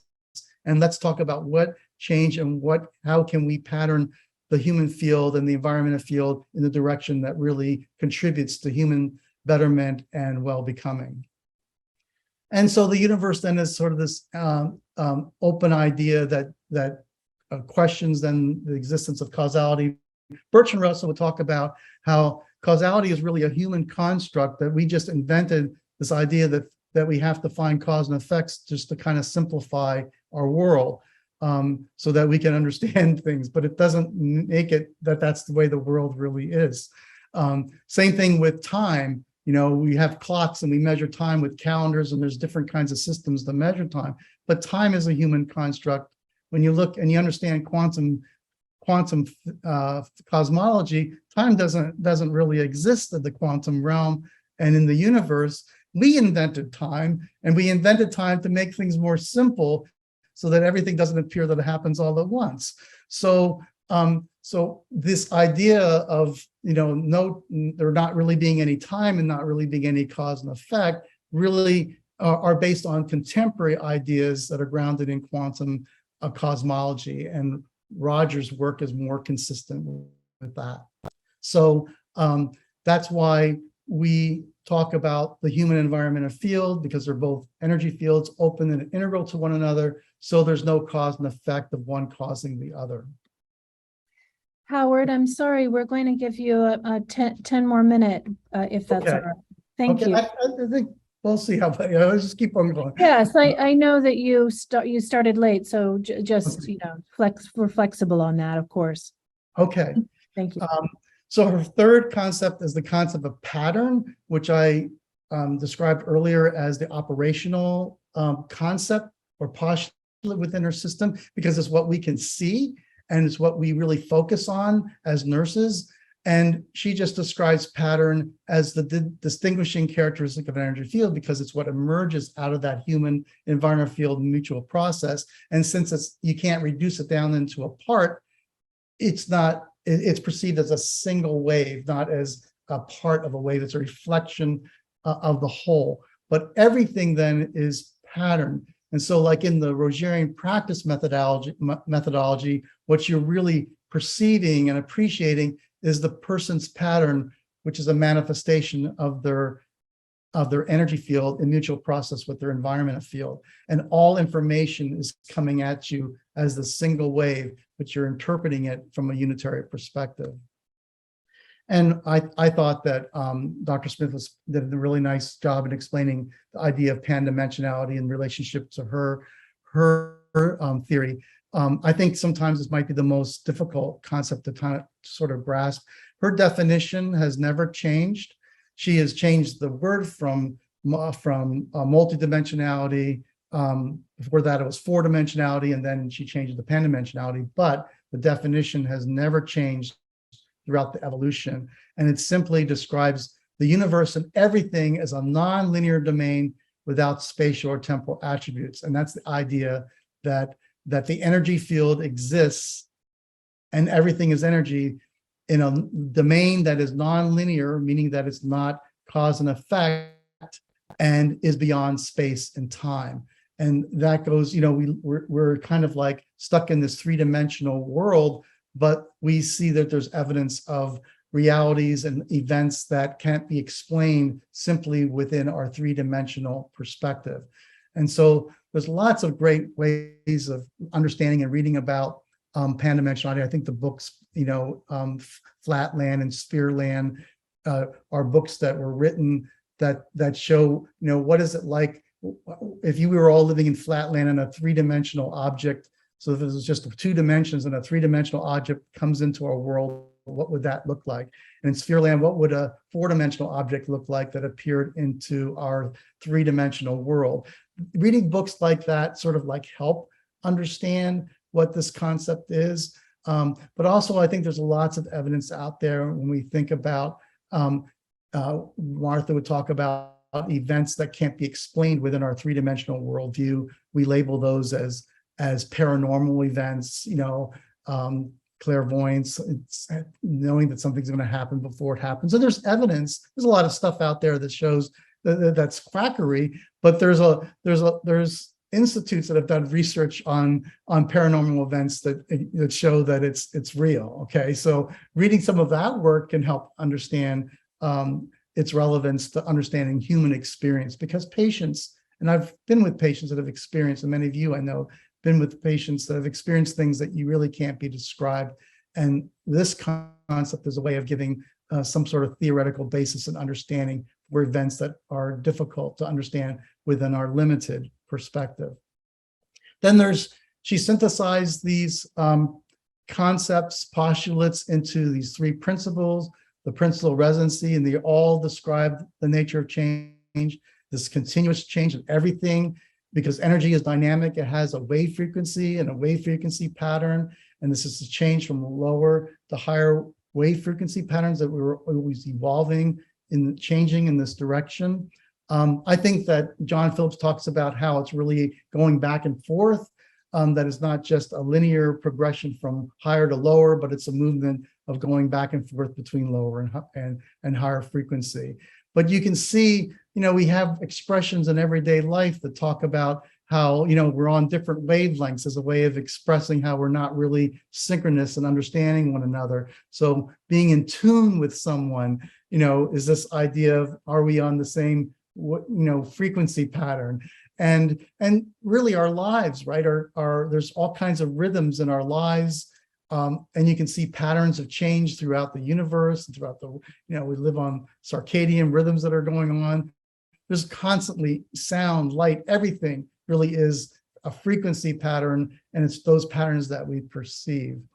And Helisy describes this idea that this change process is always unpredictable, it's innovative, it's going towards creative, more increasing diversity of patterns. And then integrality is really this idea of how the human environmental field are in this mutual process and co-evolving together. So she sort of laid out this system, and she then described the human and environmental fields, and this is like a synthesis of all of the postulates and principles together. And you can see that there's really the human field and the environmental field almost the same definition, but the idea is that they're integral to one another. And so we can focus on the human field, but knowing that the human field is always in mutual process with the environmental field. And that's one way of visualizing it, that there's no boundary between the person's environment and who they are as a person. The energy field are integral with one another. There's some new concepts that are evolving as the science builds. Martha laid out that system. She developed 3 theories that she put out there, and I'll show what those are if we get to it. But the idea of unitarology is a term that John Phillips coined, is the study of unitary science. So my giving this presentation and you studying unitary science is really the science of unitariology. The idea of pandimensionalis, where we talk about Homo sapiens, but if we look at the person as an energy field that has infinite dimensions, then the idea that we really are moving towards, and we are Homo pandimensionalis and well-becoming. Marlene talked about, John introduced that idea that well-being is sort of static, and if we think about everything as being in process, then the better way of expressing that changing process of change would be well-becoming, since becoming is not static. I like the term energy spirit. I think that, I know that Jean talks and uses the term spirit. I've mentioned to her that I think that if you really, to be consistent with the unitary perspective, thinking about spirit as energy, because Martha would say that spirit is like a part, right? But if you reconceptualize spirit within an energetic perspective, then that would be more consistent with a unitary perspective. So I like this combining of the 2 words, energy and spirit, that John did in that 2015 article. And then Elizabeth's work of power as knowing participation and change is something that really would be foundational and good to read about. So this is idea, I think, like understanding, Jean uses the word unitary, and we're all using this word unitary, and it's situated, the work of unitary caring science is in this unitary perspective. So it's just understanding that unitary is meaning not that a person doesn't have any parts, and you wouldn't reduce the person to parts in a unitary human being. Parts tell you nothing about a whole. And unitary means that it's inclusive with the environment.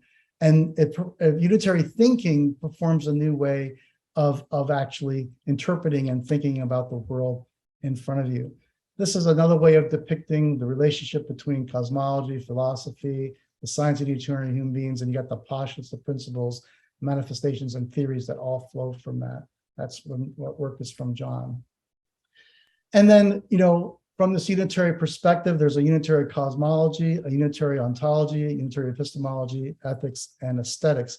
I think everybody's going to have a copy of these slides then, right? Because I won't be able to go over them, but if people have a copy of the slides, they can read about what each of these are. What is the universe from a unitary perspective? So looking at interpreting the universe from a unitary perspective is this idea that there's, that the universe is indivisible and is made of energy, and that there's not just one universe, there's multiple universes. The universe is pan-dimensionality, and the universe is constantly rhythmically changing, and it's unpredictable, always moving to greater diversity and creativity. 5 minutes, please, Dr. Butcher. Thank you. Okay. So the unitary cosmology, this idea, this is the field, the unitary field that Jean is talking about. When you would try to understand and visualize what that is, it's the fundamental unity of everything. You can't reduce anything to its part, and it's pan-dimensional. The unitary ontology is looking at what is reality? What does reality look like? And it really goes back to her definitions and her postulates. That the person and the human being is and the environment is irreducible. It's identified by pattern. That's the way of thinking about the ontology, that it's made of, everything is energy. Energy is dynamic and constant motion. Change is continuous. It's always unpredictable. It's creative. It evolves. Human beings and the environments are constantly in this process of unfolding potentials. And appearances are patterns. So everything that we see is a pattern that emerges out of this field. It emerges acausally. It comes out rhythmically, and it's unpredictable. So human beings in our environment are then pan-dimensional, meaning that they're non-linear, non-temporal, non-spatial, and it really describes the relative nature of change. There's this idea of infinite realities. And we are just a constellation of unfolding potentials in mutual process with the world around us. Epistemology is about what the nature of knowledge is. So knowledge really is grounded in pattern. And so, pattern is interpreting the pattern that emerges out of the mutual process. So Richard Calling talks about, rather than focusing on parts, like the biopsychosocial spiritual, it's really looking at patterns that manifest as from experiences, perceptions, and expressions, because you can't reduce them into whole. So what is the person's experience, and what are they perceiving, and how are they expressing what they're perceiving? Those are manifestations of the whole, and those become the operational concepts within this, within the science. And that knowing isn't just from thinking, there's also pan-dimensional modes of awareness. So using mystical experience and there's other forms of knowing other than consciousness. So intuition, tacit knowing, mystical experience, all those are also ways of knowing, but all that information is interpreted within a unitary context. And this work comes out of this article by, I encourage you all to read Richard's work. He was my dissertation chair, and it's inspirational to me. But this movement, the difference between thinking from a unitary perspective to, of how that's different from thinking from a holistic or systems perspective. Martha wanted to move away. She didn't want to confuse holism with unitary thinking, because unitary is really going beyond holism, because holism is still looking at parts. So here's some examples in the middle of phenomena that can be interpreted from a unitary perspective beyond systems thinking. And then moving away from a systems model of thinking where you're kind of like focusing on these parts, to looking at a unitary way of thinking and interpreting, which I know that's a little blurry, but manifestations of experiences, expressions, and perceptions are what's in the middle there. And those are the patterns that are emerging out of the human environmental field process. And that's what the focus of nursing is on it from a unitary perspective. I developed a system of ethics.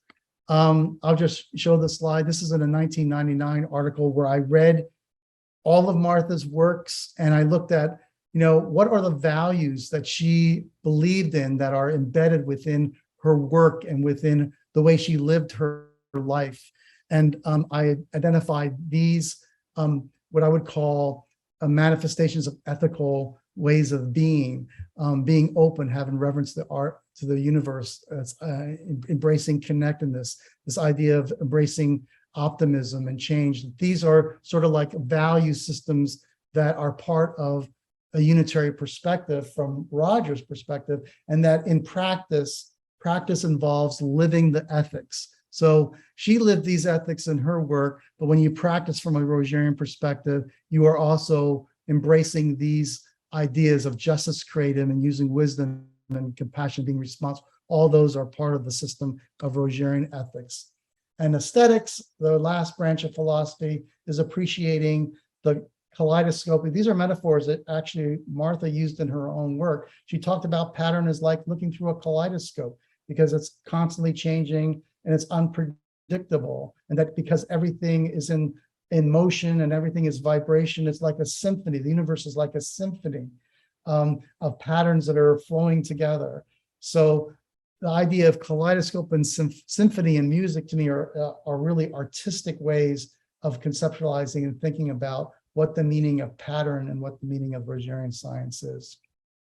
And so from a unitary perspective, if you want to practice and incorporate aesthetics, it's really, creating meaning when appreciating the person's pattern, from looking at pattern as this manifestation of kaleidoscopic and symphonic manifestations of pattern, and looking and finding meaning in the person's experiences and participating knowingly in the person's process of change and actually engaging in this, unitary pattern practice, to me, are all part of the aesthetic of Rogerian practice.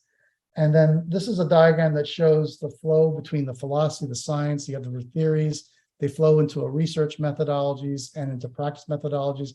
And both of them are about creating knowing participation and change, changing patterns and creating potentials for well-being. And I think I should stop there. And I go on. You can see these slides later on. These are a list of all the different theories that have evolved from Rogerian science and the references. So there's a lot of work that has been developed that have built on Roger's ideas, including Marlene Smith's theory listed here as the theory of unitary caring. And then there's a practice methodology that's been spelled out in multiple publications. The nursing process is not what you use. So it's really these two nonlinear processes. And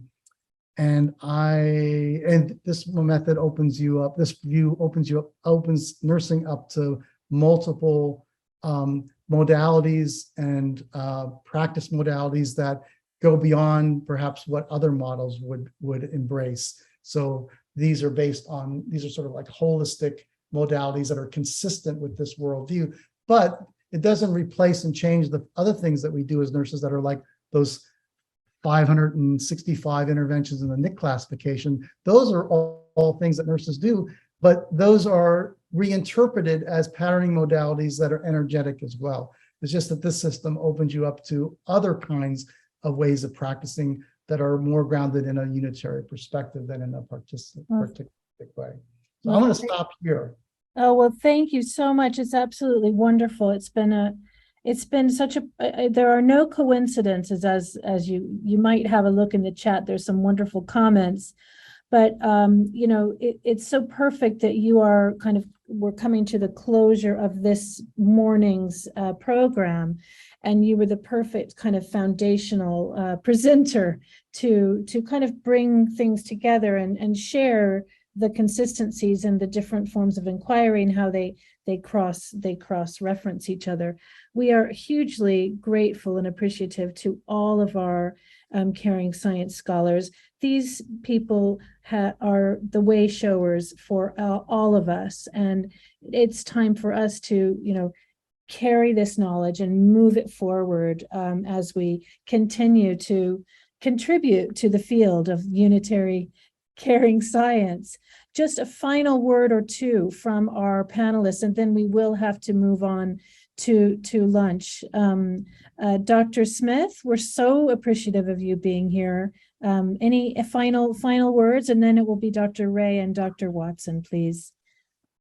No, I mean, I was blown away by everybody's presentation, and I always learn so much, even though I've heard Doctors Watson, Butcher, and Ray before, there's always something new in there that I learn and really touches me. So thank you all. It's wonderful. Absolutely. Thank you so much. And Dr. Ray, we're so grateful that you're here today. Any final words from you? I was just going to say, Howard, your work is so comprehensive. It's just so mind expanding. And, I just feel like it resonates with Dr. Watson's, with the idea of energy, as caring, and then love is the universal. So I see it all totally integrated together. Thank you. Thank you so much, Dr. Way. We appreciate your time and your beautiful knowledge sharing. And Dr. Watson. Well, Dr. Butcher, you just kind of provided this huge kaleidoscope of a canvas to hold it all. So it's so inspiring, and the whole cosmology. I think what I was really struck with, even though I've studied this as well, is the way you emphasize the epistemology piece and the knowing, and the whole context of course, the pandimensionality, but all of this is just so grounding and holding the bigger picture of all the emergence of the theories, and help us understand where they're located and why and how we need to evolve toward this broader cosmology of Rogerian. It holds it all in its hands, so to speak. So I'm so grateful for this inspiration and knowledge that you bring so comprehensively. Thank you. Thank you. Obrigada, muchas gracias. And as you talk about, it was Blake, is it Blake, grain of sand? Blake, yeah. See the grain of sand. world in a grain of sand. As we are all, grains of sand, people, but we are contributing to the whole, to this beautiful field of infinite love. And with that, take care of yourself. Go and have some nurturing food, take a rest, close your eyes. The translators, my goodness, we are so grateful for you. Let's give them a hand. Realmente maravilloso, maravilloso. Thank you so much. We love love you. Thank you, Julie. We love you so much. Thank you so much for all you've done for us today and all. Thank you.